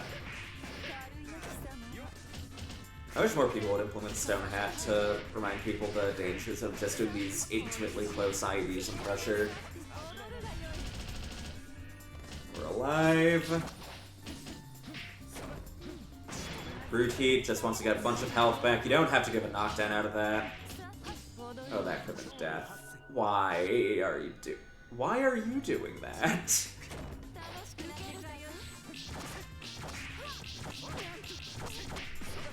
I forgot what I was saying now, before I interrupted myself because of that situation. What the fuck was I talking about moments ago? Anyway, Smo on match point.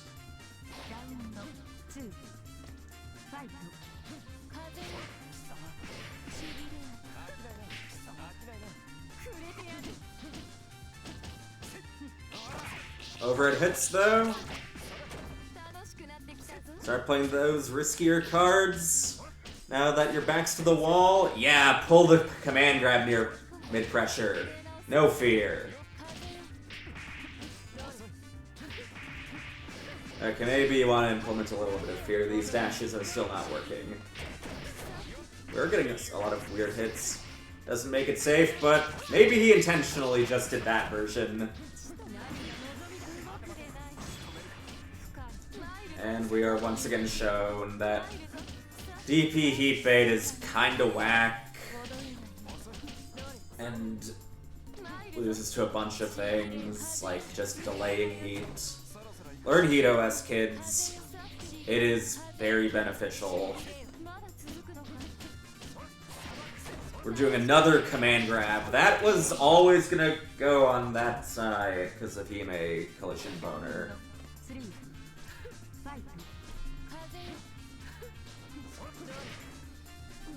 Okay, Hale has taken around, I believe, every game so far. He's just not closed it out each time.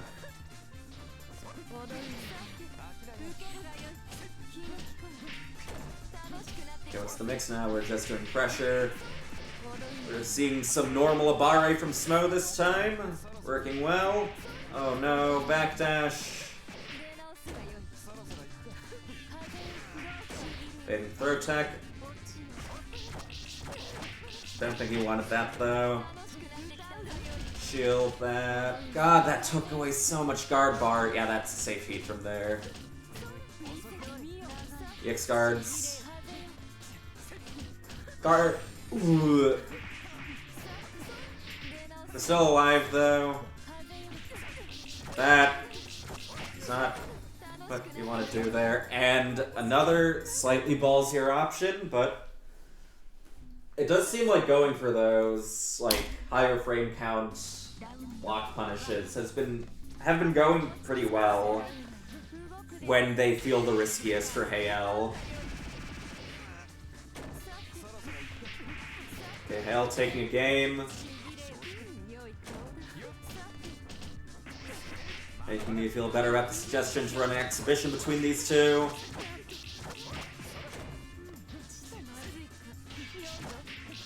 Nope, wasn't ready for a fast DP cancel. That would have been such a good play. Just to get 236C off. Let's do it here. Yeah. Oh, he did the in and out to maximize damage too. Nice. Hayel looking saddled up.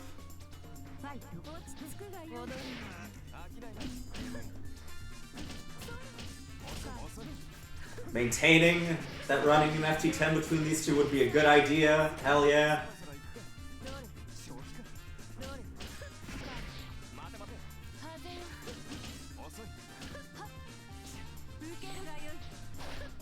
How do you want to shield pillar? It's not that you want to unconditionally do it, like sometimes the shield recovery can be abusable, but in a lot of these cases you're just passing up additional meter gain, the ability to act afterward out of an EX shield.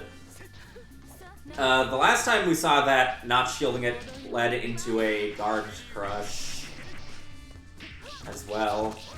And with the very tip of 2A. What are all of the exhibition matchups in your that you've been thinking about? I've been thinking of a pretty high amount of them. I'm thinking of making an exhibition out of a lot of the matches that ended up being close at outplayed. I was honestly thinking about having these two run one before they actually wound up fighting today too. And then a few other fights between some of the mid-level European player base. Because I realized Europe, I believe, is the only region I've never run exhibitions for, so I would like to change that. There were one or two I was thinking of running, like, back in 2021 that just wound up never manifesting, like CC versus M. But those players are dead now, unfortunately. So we gotta run, like, 20 exhibitions to make up for the lack of that one. Anyway, Hayel's been cooking a tasteful amount. And the command grab hitting third time in a row. 2-2.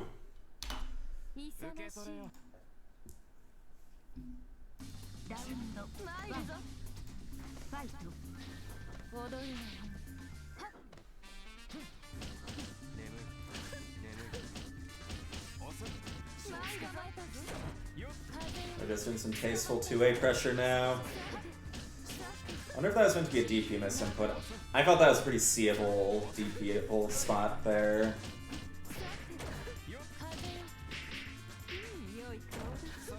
Or maybe he thought it was so fake he could have 5A'd. But we do get the proper safe DP this time. Again, I think that was a fairly seeable other side, thanks to Hime collision. Speaking of Hime things, her hitbox is very big, and pretty fast too. Actually, I think it was like the fastest non-Neko feat in the game, tied with PCLs, which is also a very big heat. Anyway, Flightoki though will put Smo on match point, third time in a row.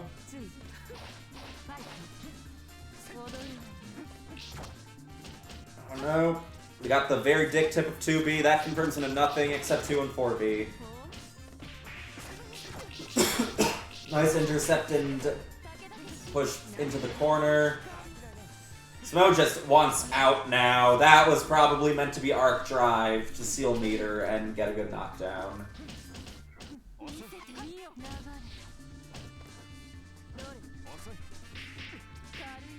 Staggers him, but doesn't confirm. Looks very set into the tick throw mode. Okay, we're back with those nice DP baits. A lot of meter on Hayel's side, but Namiya heat is not big. Smo taking it, denying the peel. Fun set though. Anyway, next up we have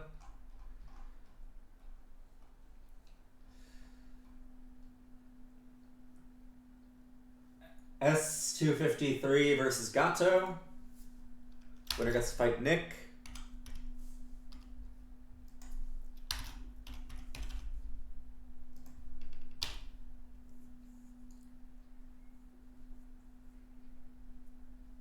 And then we'll be on the last, like, 6 or so players, unless someone else wants to show up and join the queue.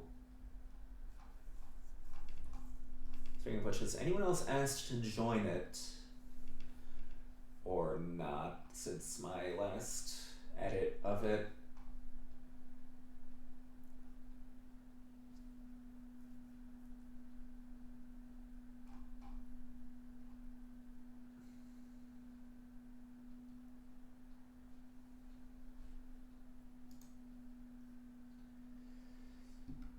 And apparently these two are very fucking close. They have 4 ping.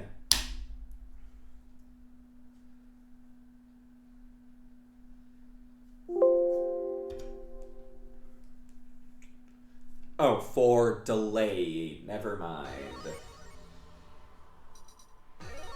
Less fun.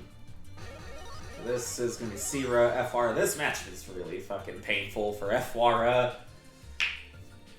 This dude has no fucking dash.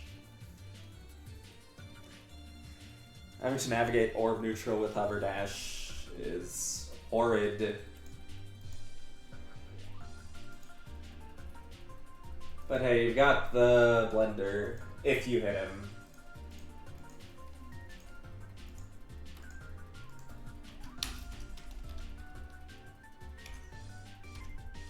Predictions up. Get your fuck coins out and ready. Yeah, we've synced. We can begin.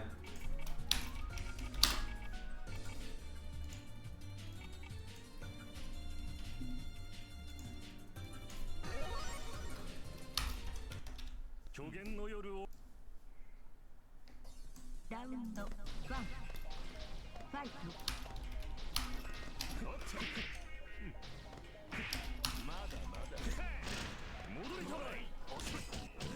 Okay. He's got his turn. Okay, good awareness that you're already over the 2-3-60, not whipping a shield. Could have air dashed over to maybe start his turn or just straight up get a punch.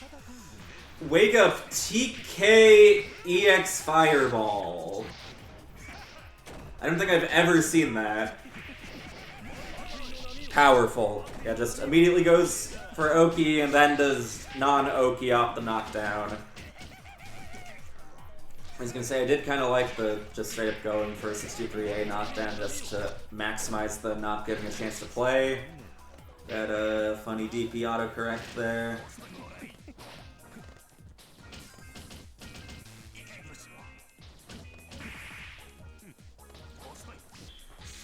That was probably meant to be a 2-3-6C. Not that I think it would have worked in that situation anyway. It doesn't quite space the meaty drill to work in that situation. Her ODP is very fast too. Frame 4.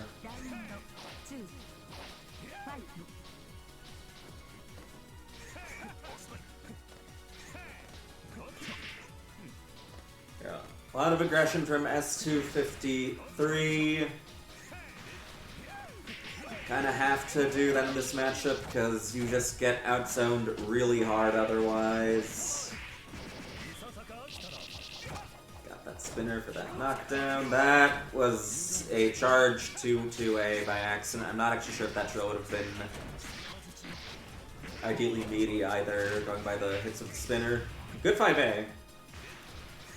Trying to keep Gato honesto with his offense and get staggered by the overtly honest orb set, it would seem.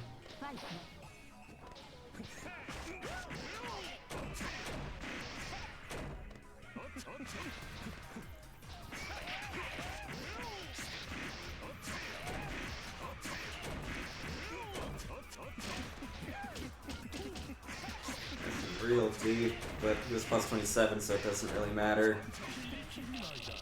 I'm getting a little too greedy with the orb sets. Actually, this would have kind of been hard to pull off, but he could have actually canceled those orb sets into a shield against the reversal, but you have to shield it multiple times, and the landing dynamic and etc. might have made that a little tricky.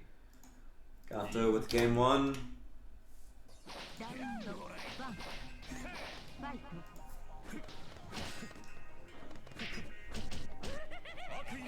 That's very minus, but doesn't seem ready for it.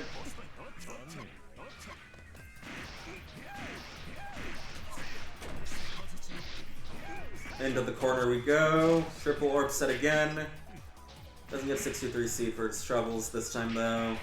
Oh no, we empty air dash. That gives you landing recovery.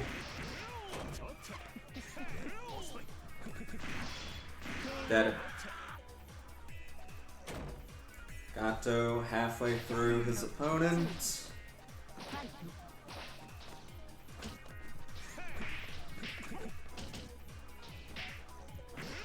Khan's gonna anti-air 5A. Get your dick out of my face.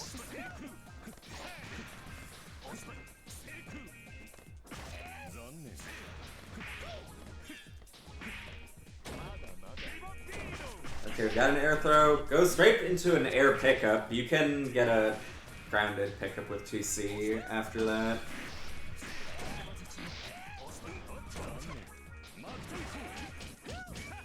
Are we gonna try going for it? Another interestingly placed EX Fireball. I don't know if that was meant to be a normal, but he did movements into a button by accident. Okay, we're out again. Are we gonna feed? Yep. This does not want to hold any fucking thing. This doesn't kill, I don't think. Yeah. Yeah, that shit is super slow. Do we have the punish timing? We do. Gato with game 2.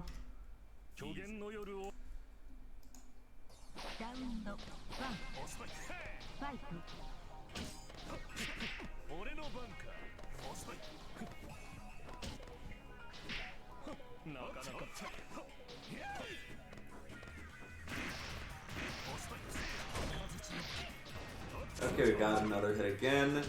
Triple orb set. Single counter hit off the hit too. Okay. And another immediate heat. Arrow heat. One of the best in the game, both off of hitbox. If I remember correctly, its active frames are good too. And just the sheer reward it gives in immediately unlocking his fucking win condition.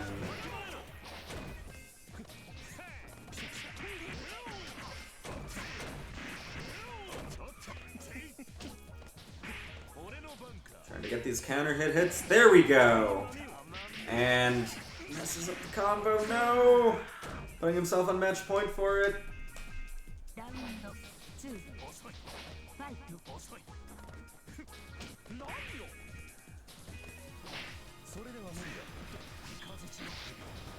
236C.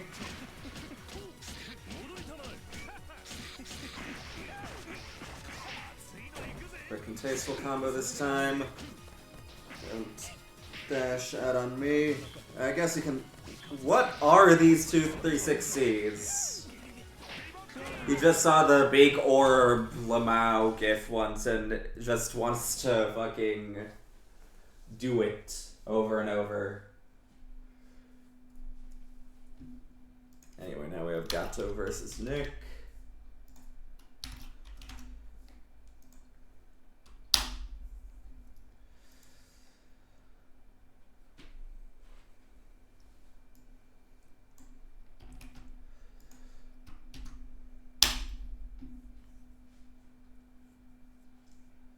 S253 is saying, bruh, that was fucking horrible.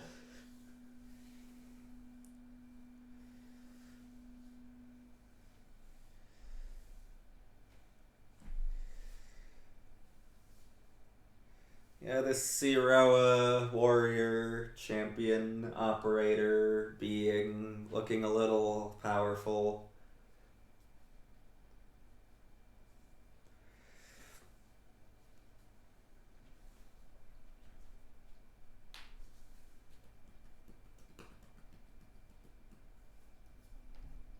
We are in.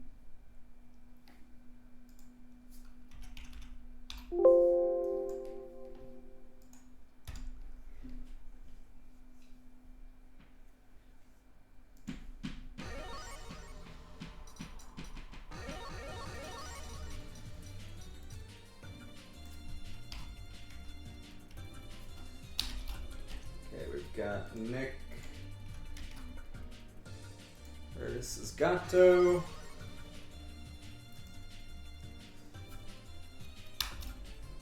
We can start.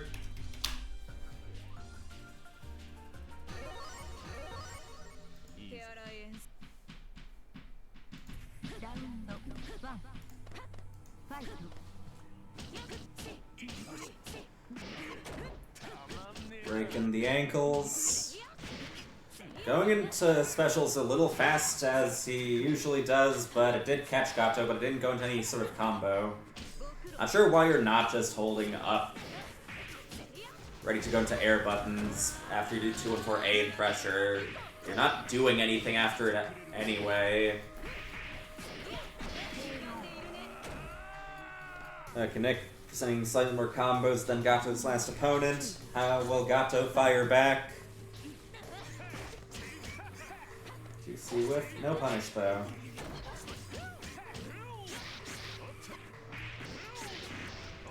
Nick seems to just be mashing shit on hit. If you're gonna reach on the ground, have a sense of rhythm for what's hitting you, please. I'm not gonna say just never reduce on the ground, but do be mindful. That is not a reversal. Even if you did 2 360, that is not a reversal and you would have died for it.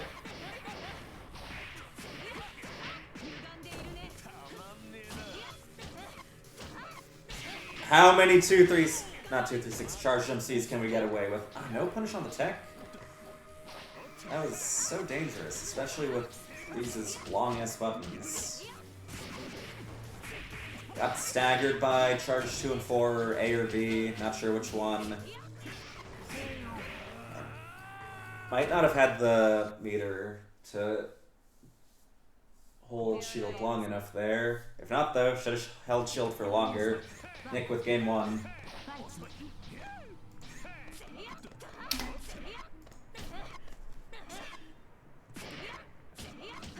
Come on, man.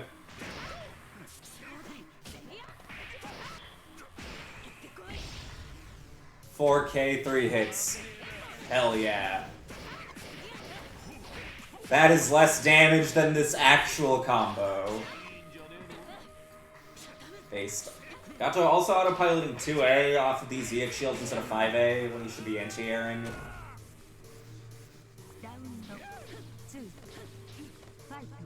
Nick halfway to meeting his next opponent. Please stop flailing 2 360 to all Zero players, really, not just anyone in particular. Tries doing the teabag into something to no avail. Gato ain't having that shit, you have to shield that. Reminder to everyone, in a lot of cases, if you can block, you can shield. There's no point in being like, this fucking super is safe on block. If it's not being air-tedded into, and it's unsafe on shield, it's not really safe. At that point, it's just safe on knowledge check and on buffer cuck. Anyway, Nick with game 2.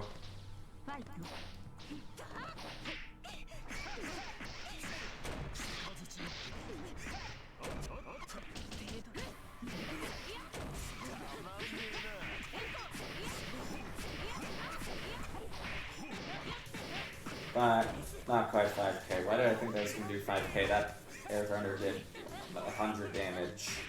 Been getting some air throws, but not really asserting much after. Are we going to do a non-block option again? Yep. A non-block option that was like never ever gonna work either. I right. Why? Because you're not being punished for it, that's why. Anyway, Nick on match point. Of course you're doing that. They've got a jump C slammer hit.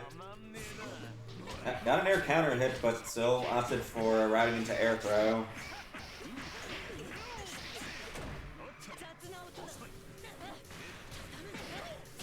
No confirm, unfortunate. First gap we see, heat out. We want that neutral to be ours.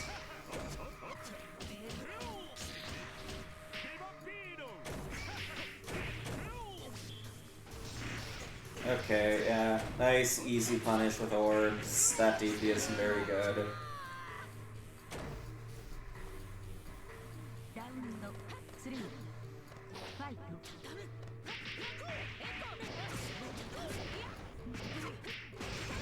Okay, we've got the nice Oki Ender.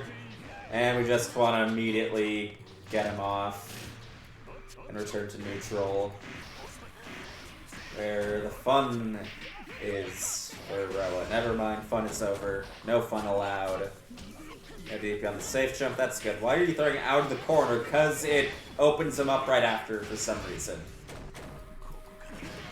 Brute Heat? Why? Oh my god.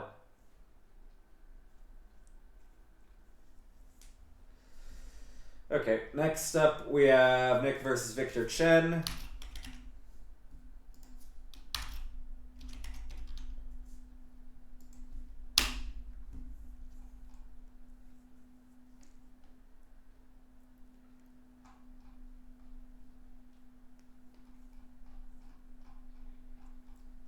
Let's see, who's in the queue after these two? After this we have Maroche.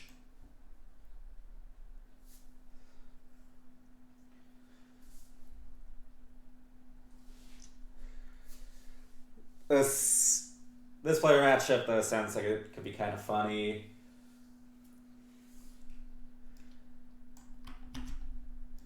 These players certainly have some options they like presenting in an assortment of situations. Maybe I should run an exhibition between these two.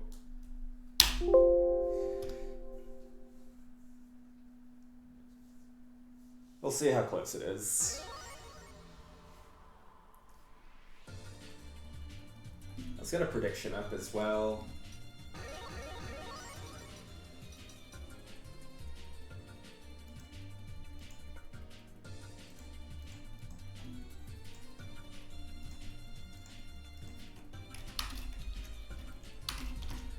Prediction is up. Get your fuck coins out and ready for the match of the fucking century.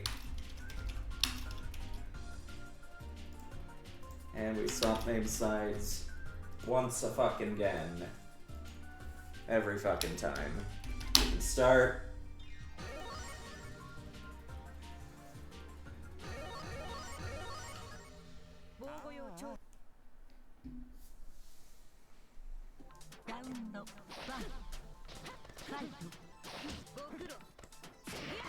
Immediately trying to aggress, but then pressing 5C in neutral for some reason. Not jumping. Alright, we got one DP.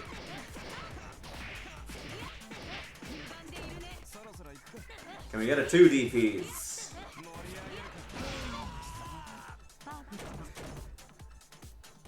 This sure is peak fucking neutral. Jump back, charge, jump C.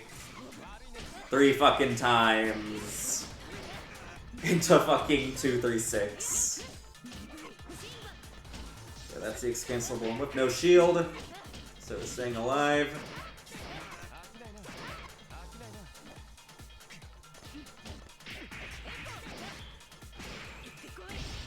I forget if you can do the left right on this on Nani or not. You can. And does cross up the DP. Just straight up didn't fucking meaty either.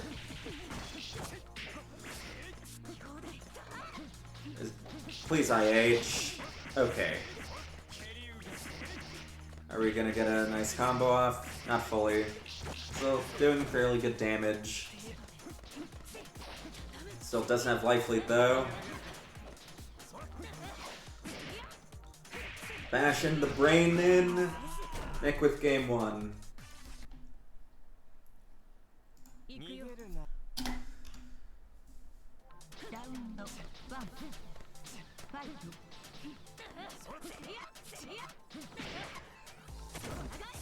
That whiff throw is a neutral stagger. If it had done it a frame faster, the rising jump A afterwards would have just worked clean.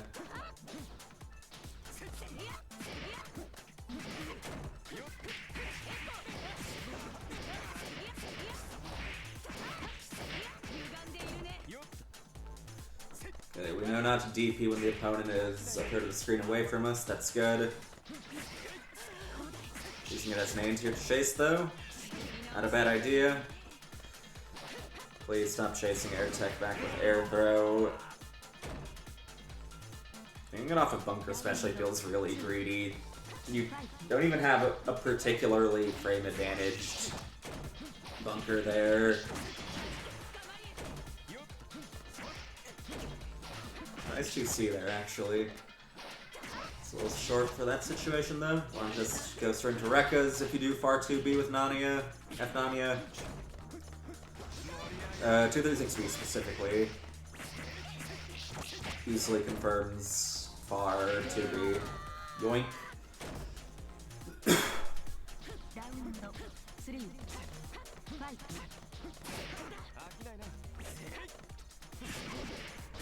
Yeah, that move is unshieldable when fully charged. That's like one of the very few upsides to it. That move is not actually very good, despite what Nick's usage of it might tell you. Oh, I forgot you can do that on Reese as well.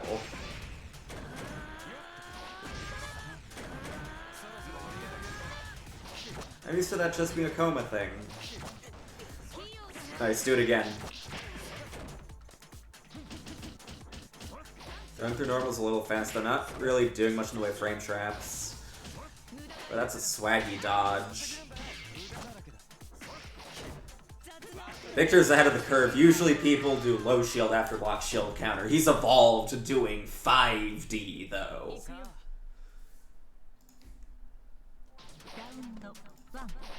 One. And he's getting fucking yoinked now too. I knew this was gonna be a fun matchup.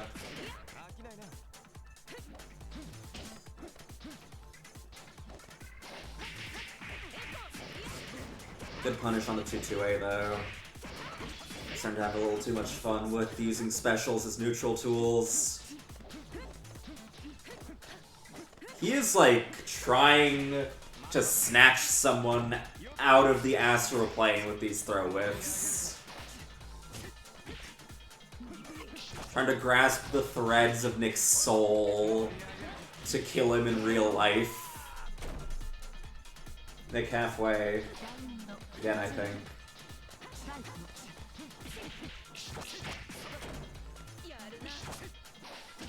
Doesn't seem Victor knows you want to do 2B, 236B for far 2B hits.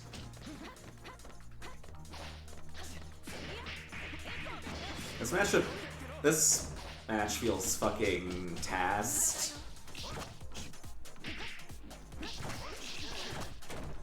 First ever actual punish on 2B whiff pressure. We're finding revolutionary new innovations never before seen in Melty Blood. IH, please.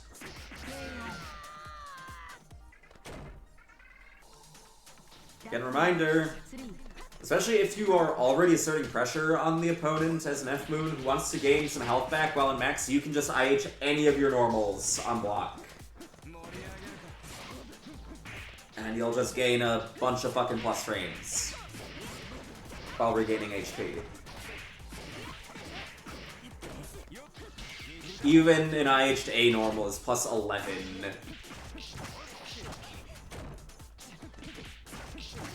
Nick Did not seem ready for that, creating space in the corner. Yeah, that still is continually comboable. Oh, he had a good chicken block off the dive kick, but wasn't ready to actually react to things happening on screen.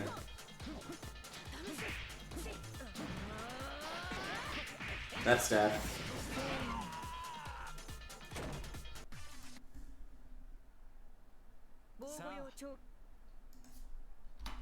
Nick with game 2.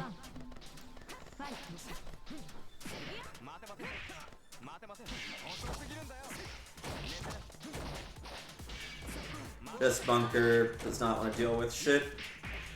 And getting a little too comfy with these air shields out of tech now. It's like, okay, now I'm gonna produce more footage that gives people chase air tech with air throw habits. But it's deserved. If one person keeps air shielding, the entire community has to suffer.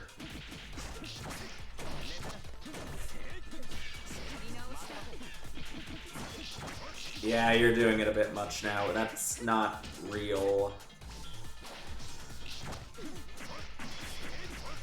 And runs out of max just in time.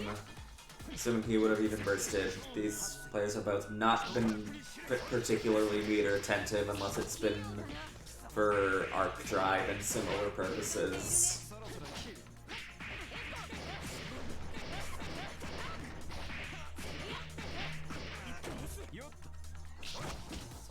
That was a very far-hitting jump C. That was so close to being fatal. Is he gonna do it?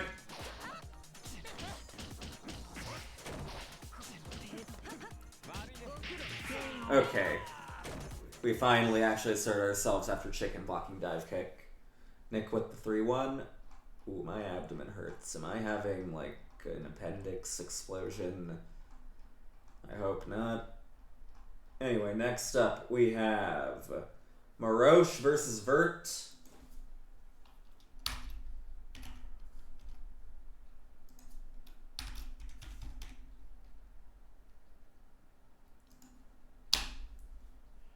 I hope I added the right Vert. There's 2 of them.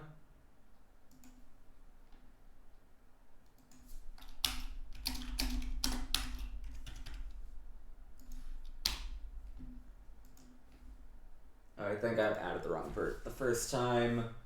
My bad. Capital V Vert. I meant to ping little Vert.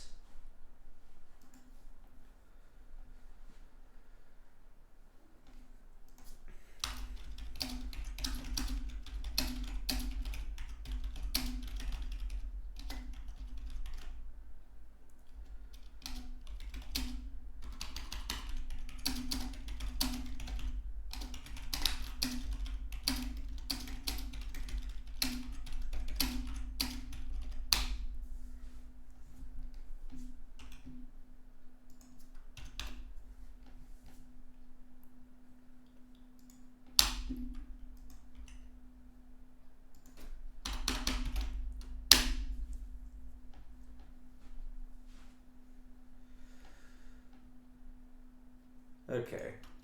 Waiting on the connect. Maroche has his IP out.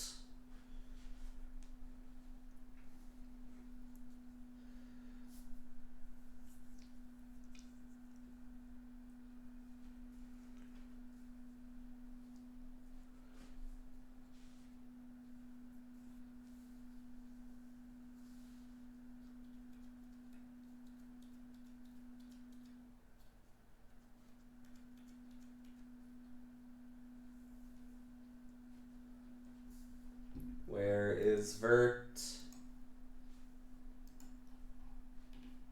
Calling Vert. Vert. Where are you at? There we go.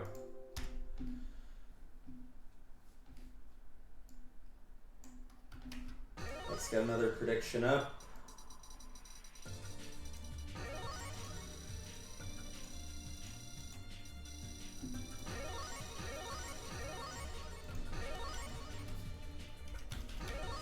predictions up. Ooh, we've got a pseudo mirror. Okay, I know Bert's on player one's side because Morosh says H. Satsuki is not Satsuki. Let's begin.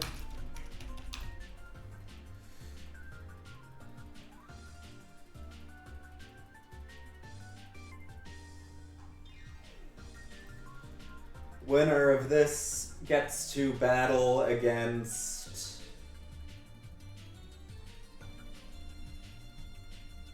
God, the queue is so far up now. That one Kirby.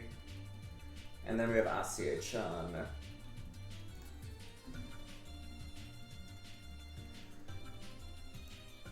Oh, did I say start by accident even though they're still syncing? My bad. I thought they sunk already. Oh well. Hopefully sync soon. Thought I connected pretty early, but apparently not. Anyway, doesn't really do a mix-up there. Okay, we're synced now. Wait, what am I saying? We're not.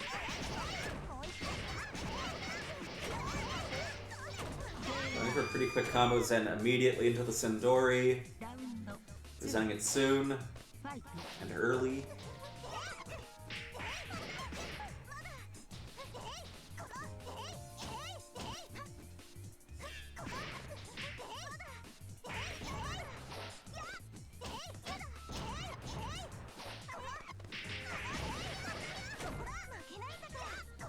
Oh, Mateo's here now. Yeah, I'll slot you into the queue to fight the winner of these two, if you still want to play.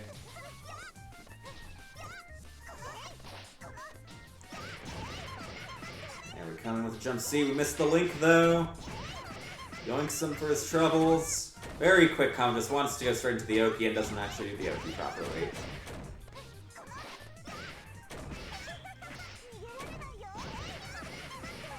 Okay, Mateo's in the queue. Watch closely, as one of these will be your opponent. So far it's looking like it will probably be Morosh.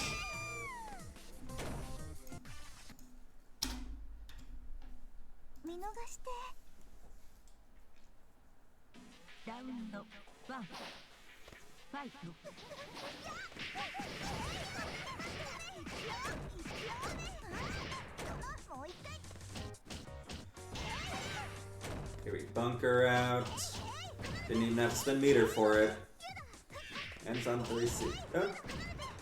Particularly agree with that, but it was from my, I believe, safe spacing. And we missed the link again. F-Sots or B&B. There's a one frame tighter link than C for no reason.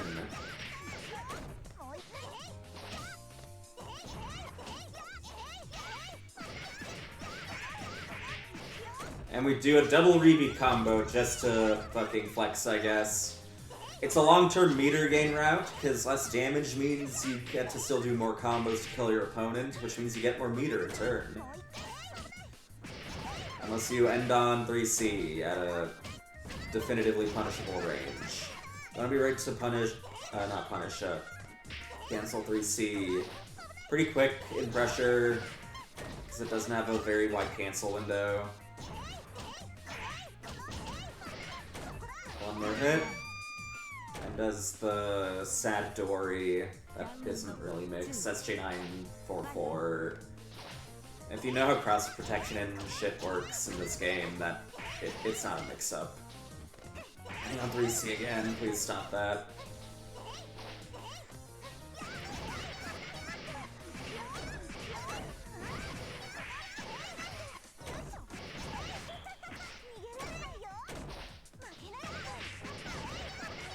Okay, hit some slow Dory this time. Goes for a simple empty low. I think he got slightly buffer cut into making that as fast as he could, however. Wow, that actually hit. Okay.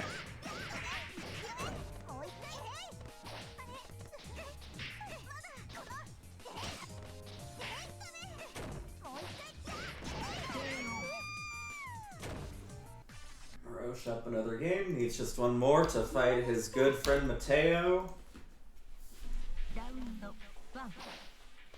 Fight. I was going for a gaslit low. We've got those blocks though. Yeah, EX Fight doesn't really give you a long enough knockdown to go for particularly mixy shit. You can still get a safe jump. That's plus. Not too attentive of their own block string options though. They whiffed 3C and still try going for a 5C right after. Oh, we've got the redunk. Sasuke's a slow wake up though, so we're not gonna be able to throw her with that timing. Oh no, we drop again, but we're not actually teching out of our top combos either. I don't advise 2 and 4C in neutral. Morosh on match point though. My throat is getting sore.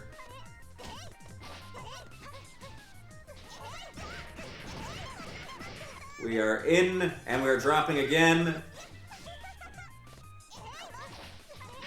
Roche does seem to quite like doing these 2 and 4 A whiffs into EX cancel. Not sure if I agree with how often they're using them, though. More importantly, I think when he does use them, you might want to be a bit more attentive to where his opponent is, because honestly, if they're not in range of an EX cancelled move, you probably just want to like let the 2 and 4 A rock at that point. Wow!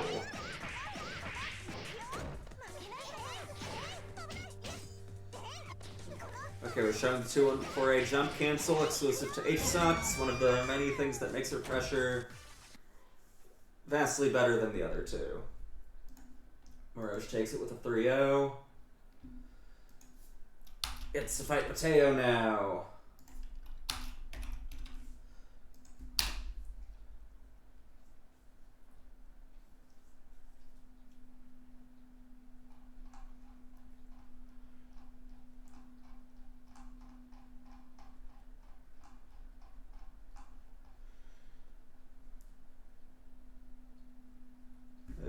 Then after Mateo, we have that one Kirby and Asia-chan as the final members of the queue. Actually pretty interested in seeing this matchup. These two both made top 8 at Outplayed. I think they tied actually. They both got 5th.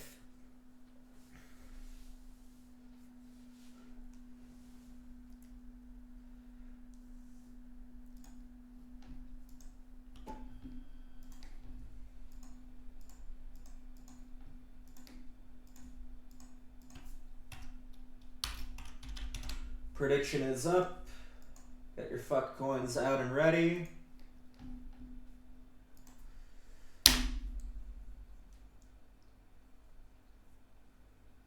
Yeah, this is battle of the Outplayed Superstars.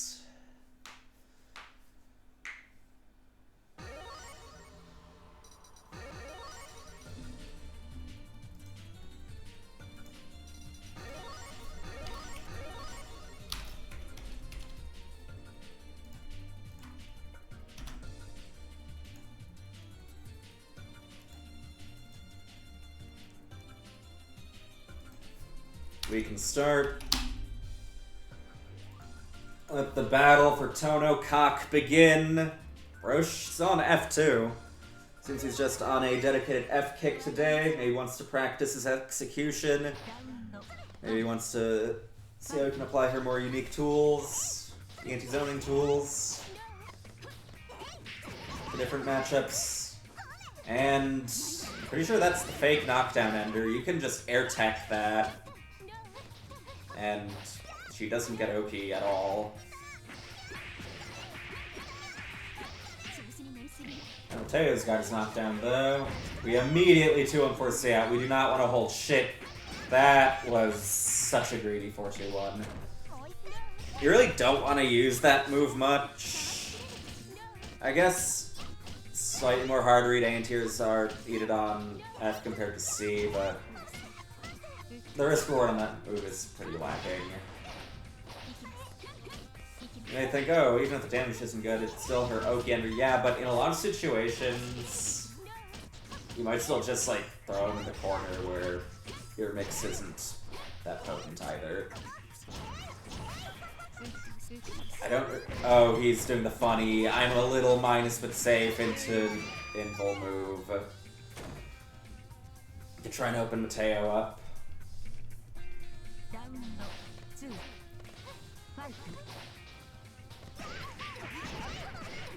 We've got a crouch starter, even on Akia health that'll hurt if we actually finish our combos, that is. Mateo's got a mash. 4.7. You gotta shield that. It's unblockable. If you can't avoid it outright. I'm getting kinda hungry too. Not sure if I want to nap or eat after this stream, before I have to run one of these for fucking NA as well. I wonder if that was a misinput. Okay, we're protecting our ass with that ribbon. OTG, there's space in the corner. Mirosh knows, though. Okay, please stop burning your meter this much. Especially now that you're at Satsuki instead, you probably want to save your meter more often for potential IH when you have this much red health.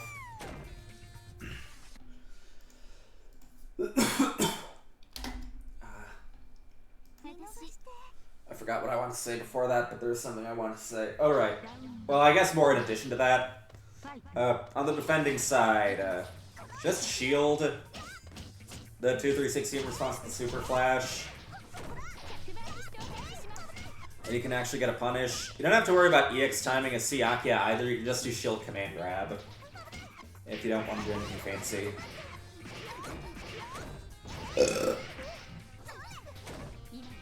I believe that's the fake ender again. If I'm wrong, my bad. Okay, that one was definitely the fake ender.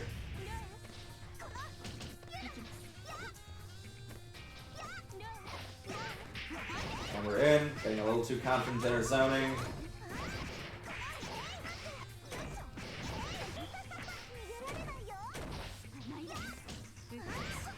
Oh nice, we just hit 1060 followers. That's the graphics card. That's a step below the one I'm currently using.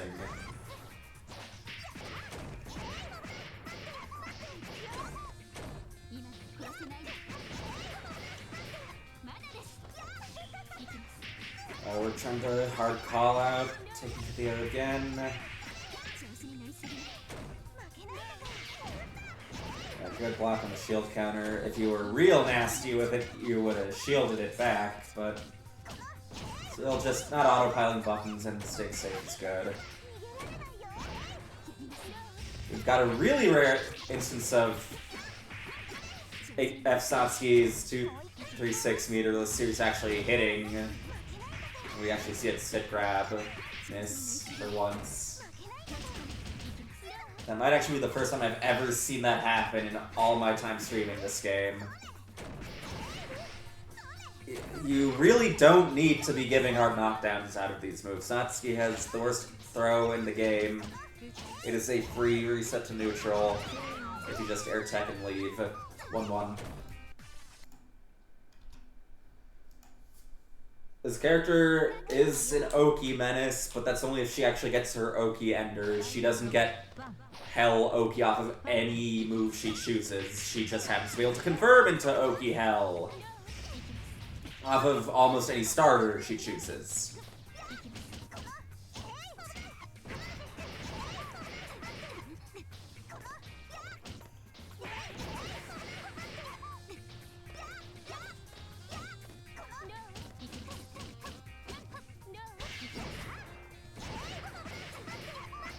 Shield is successful this time. That is a really seeable other side. Oh no. He was not grounded at all for you to be doing that. Fair backdash, though. Not a very fair mash. No, shouldn't be falling button in the corner. In most cases, unless you think you're going to be specifically with punishing a high commitment option in the opponent's pressure. If you jump successfully and on defense already, you just want to jump out and leave and return to neutral safely.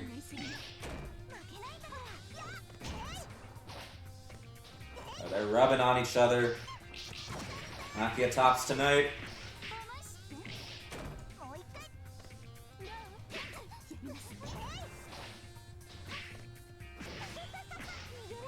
Never mind. Satsuki's taking her turn now.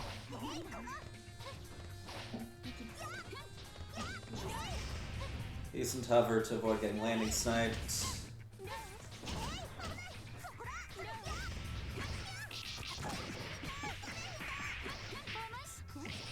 Okay, we're nearing max. Demanding a little too much frame advantage for that to work.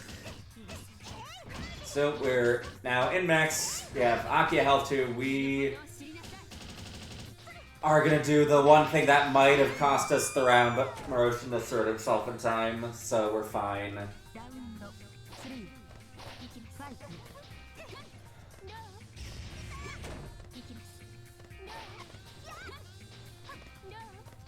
Okay, if this were a random-ass bracket match, this would be Brave or Grave.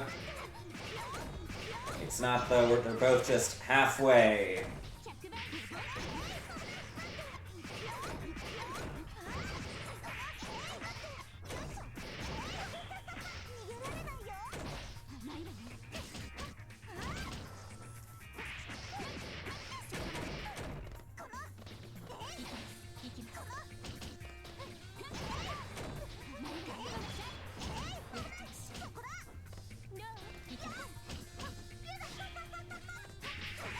Wasting a bit of meter again. That move does have deceptively low recovery, though. If you jumped it, you just want to land on Satsuki instead of trying to do a grounded assertion of some sort.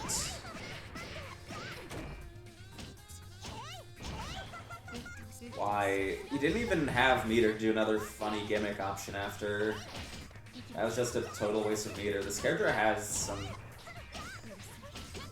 easily safe makeable pressure enders that don't cost meter, even if you've gone to your later normal chain pieces. Just do like 2-2-A or something. But anyway, Morosh up a game, another game.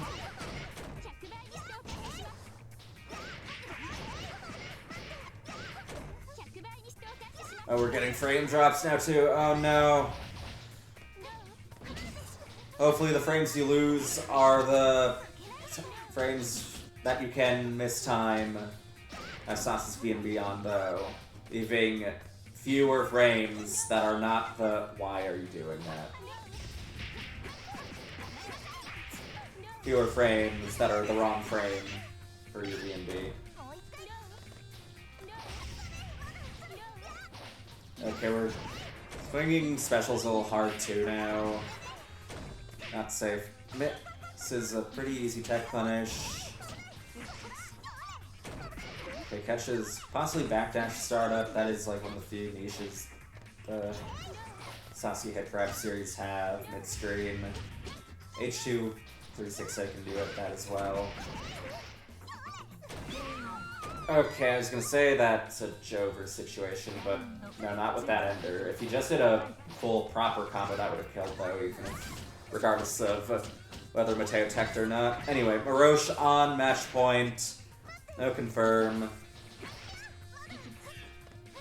Tries to inform shield. Mateo was given a landing punish on a silver platter there, but he is too set in his backdash and forward dash, in that case just backdash habits, to assert himself.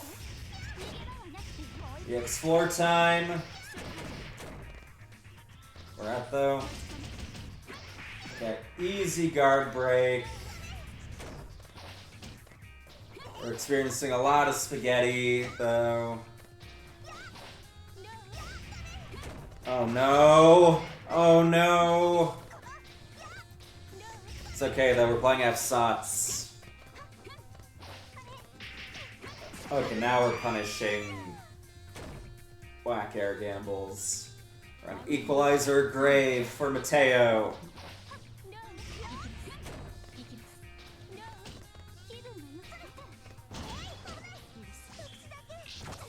Okay, we've got a nice tick throw.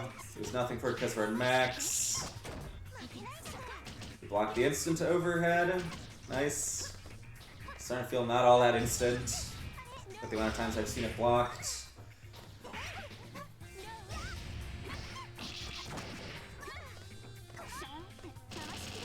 Plus, from a distance though, so yeah, there was a bit of time to act and it was just something.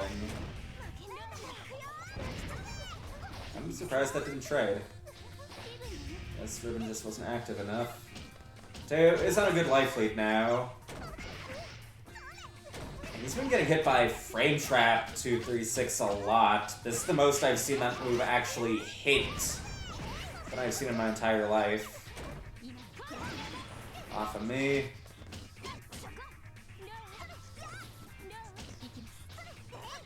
Still doesn't quite have life lead. Not that 1 pixel life leads matter too much at the amount of time we have. Another unfortunate drop. And the throw KO to seal it. Bringing us to our final match of the night.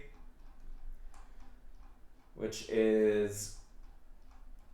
God, that is such a long scroll. That one, Kirby versus Asiye-chan.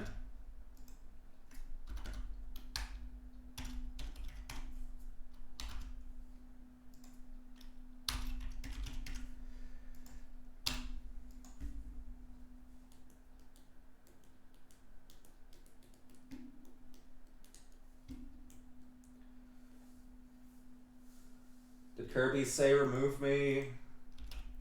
Chat's alleging that.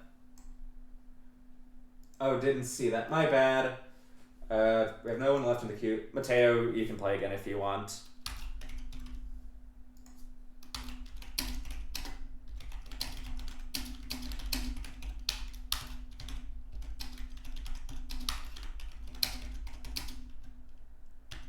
Yeah, this is probably going to be our final match of the night. Because we've already had a nice, long 3+ hour session, and I'm also exhausted from having been up and traveling all day since 5 a.m. And I also have to stream another one of these in like 2-ish hours. So, my apologies for those who wanted the queue to loop, but we already had a pretty long run tonight. I will probably be down to run a longer one of these next time, though. Just easing back into it, so we're only doing 3 hours tonight. I do plan to run, like, longer queues in the future, though.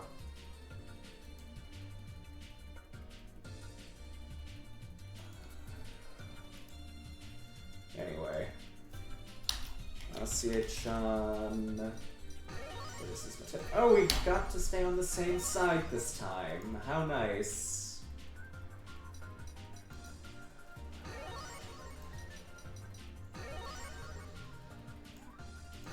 Start.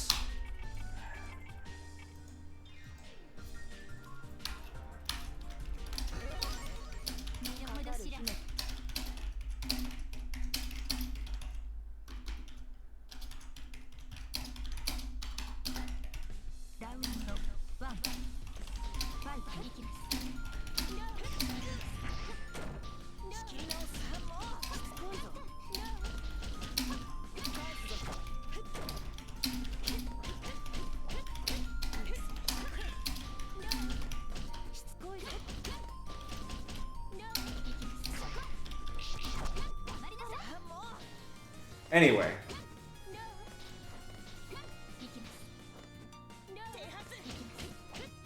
I was trying to get that coveted air counter hit, or at least that's what was happening a bit ago. Oh no, fatal drop. Not quite as fatal drop, but still a drop nonetheless. I wanted to keep that confirmed, like, absurdly far away to maybe bait a burst. Probably wasn't worth it though.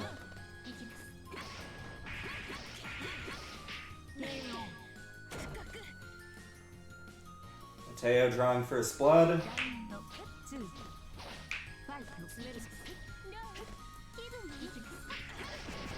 decent dash under. Actually, that's a little annoying for Ryogi to deal with. Her jumping game's already bad, and Hakia does have a fairly low to the ground dash. I want to stay on the ground a bit more. Well, even an air-to-air, yeah, ribbons to deal with as well. Mateo on a good life lead so far. Going. Trying to slowly chip the health away. Yeah, you are banking for a tremendous amount of frames off of a mere throw whiff. If I remember correctly, throw whiff is 24 frames total. Mateo with game 1.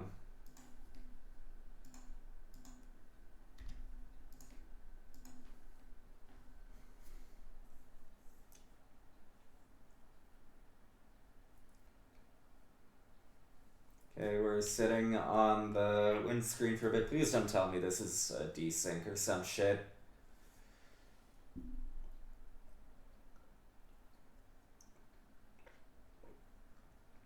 Hello, game?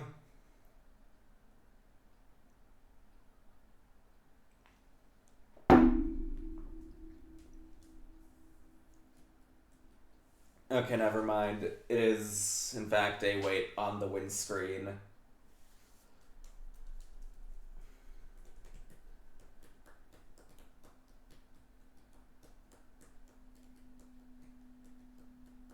Oh no, we appear to have crashed.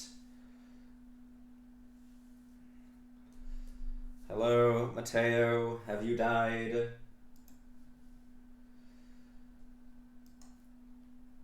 We're seeing a rehost.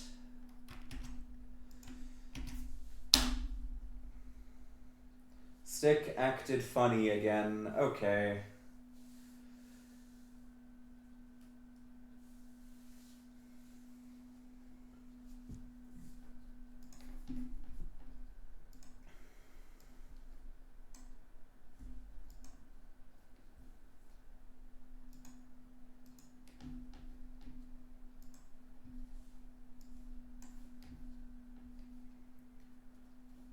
Are we in now? Please tell me we fucking are.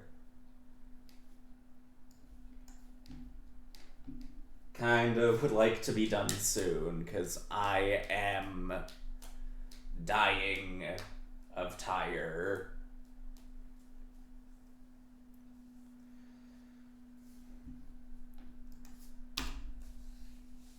Come on, Mateo, please connect and defunny your stick. So I can and now Melty won't close. Go into Task Manager and shut it down.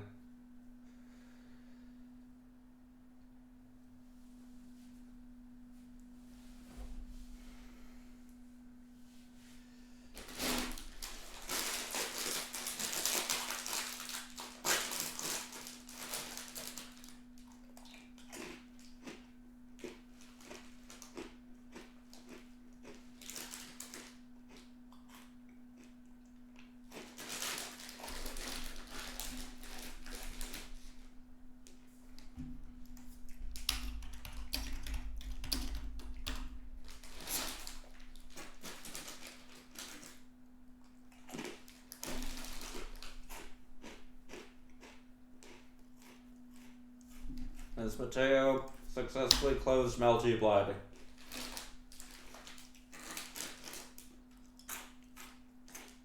Anyway, chat, how are you all doing?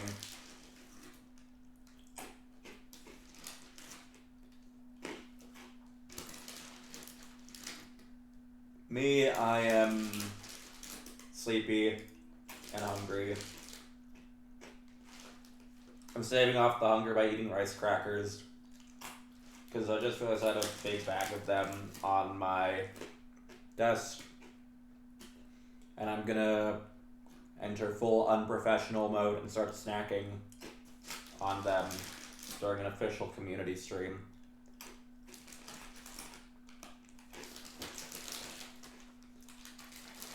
These are pretty good though. I got the spicy mix.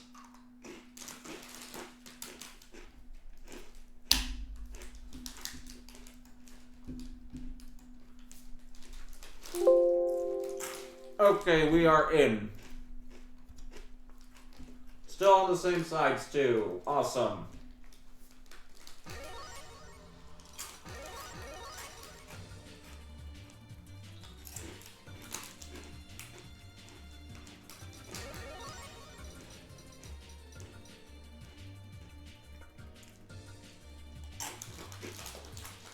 Should be sinking, finished any moment.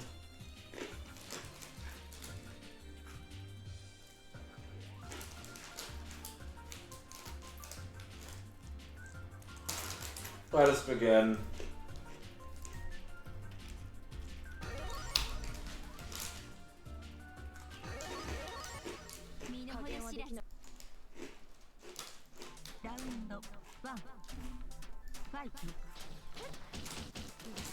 Tries dashing, but doesn't really assert himself after making that jump C with.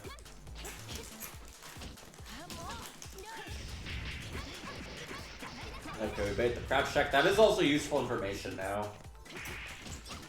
We'll assume they're not just doing random low shield and pressure.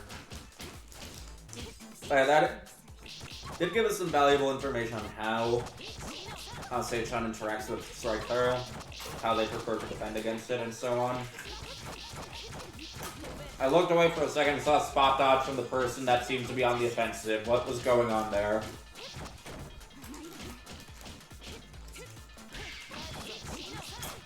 Oh, got the funny. You're not gonna punish me in time, probably. I'm gonna reaction check you with shielding and my own fake pressure.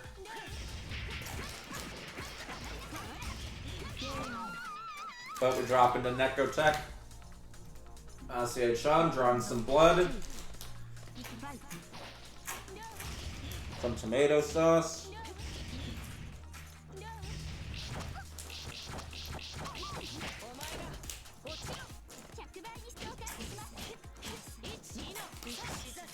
And you wait just a tiny bit too long. I guess it would have been longer than tiny wait, because it seems Seichan was dead set on EX canceling that Rekka anyway. Okay, yeah, they're crouch attacking. Useful info. I would just use some close, like, delay 5Bs and such now. For Mateo with pressure. That does also mean he can do the ribbons a little more often. And similar.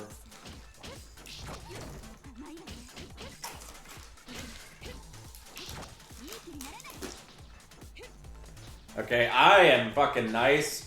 I dropped a rice cracker by accident, about to put it in my mouth, and then I fucking caught it right above the ground in midair.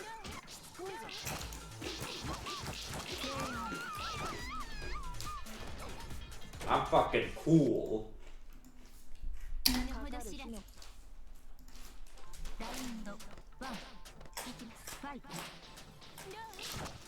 I was trying doing a made back ribbon. That was fast enough.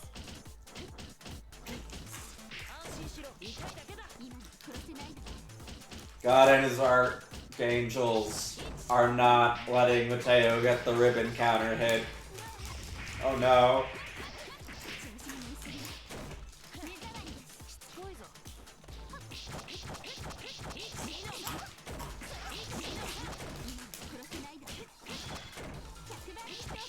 Not really confirming much from Seichan's side either, it seems. Getting like those last string staggers, but not going into anything from that. From those. And those if you have specials that she can use to really easily cancel her final bits of normal into. Okay, now Seichan is halfway to winning the final match of the night.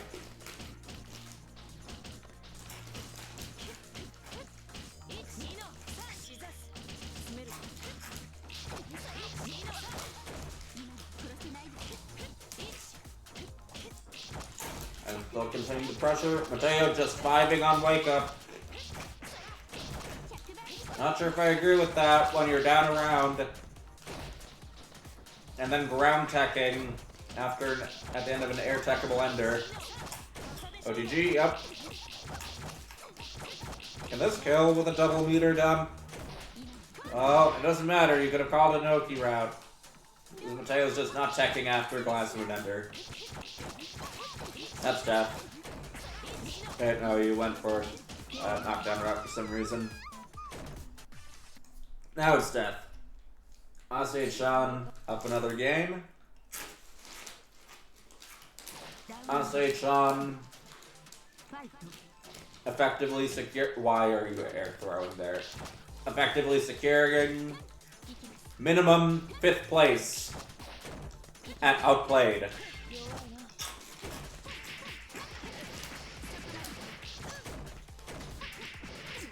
Okay.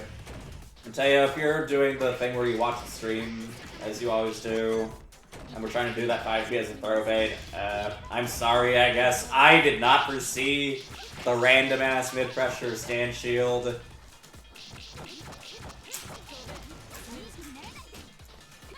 So I'm going to take a tiny bit of responsibility for that incident right there happening.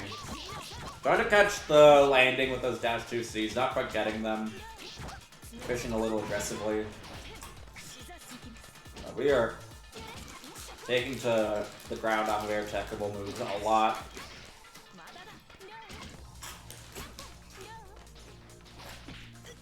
He's jumping, but probably misinputs that floor input. Oh, just trying to assert himself, that's good, not hyperfixating on, like, a debt opportunity. Oh no, I would have to say, if he just keeps blocking, Akia Health will just carry him with the timer. But no! Ase-chan snatching it by a few follicles. Doesn't feel quite close enough to be a singular.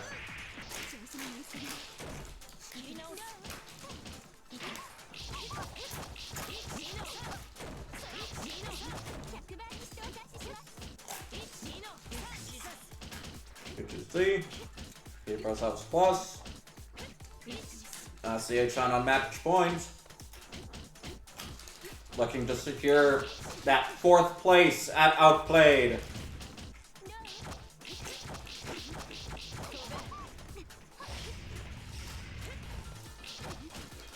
Wants the honor of getting 3-0'd by Akazetse.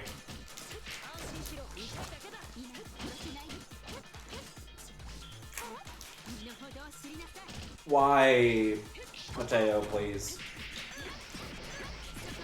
I know a lot of people have already given you advice on, like, please cut your bad habits, but a more precise one I'd like to give you right now is just spend a month, if not more, pretending your arc drive doesn't exist. I think that will help you.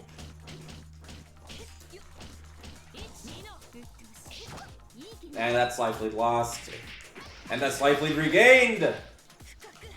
We live!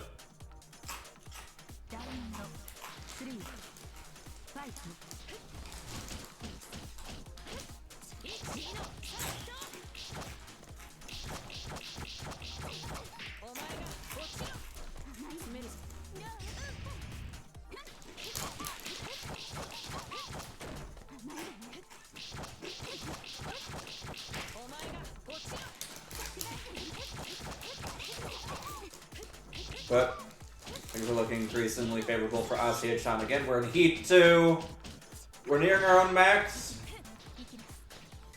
Okay, that is a good amount of health, especially on Akia HP. You're still on Akia HP, it's not too bad. Mateo, please don't refer to that one there working if you respond to me saying forget arc drive existed.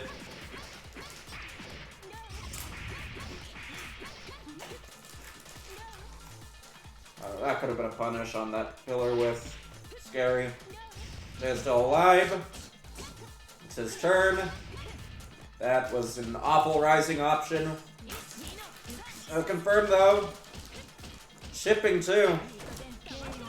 Damn. Close though.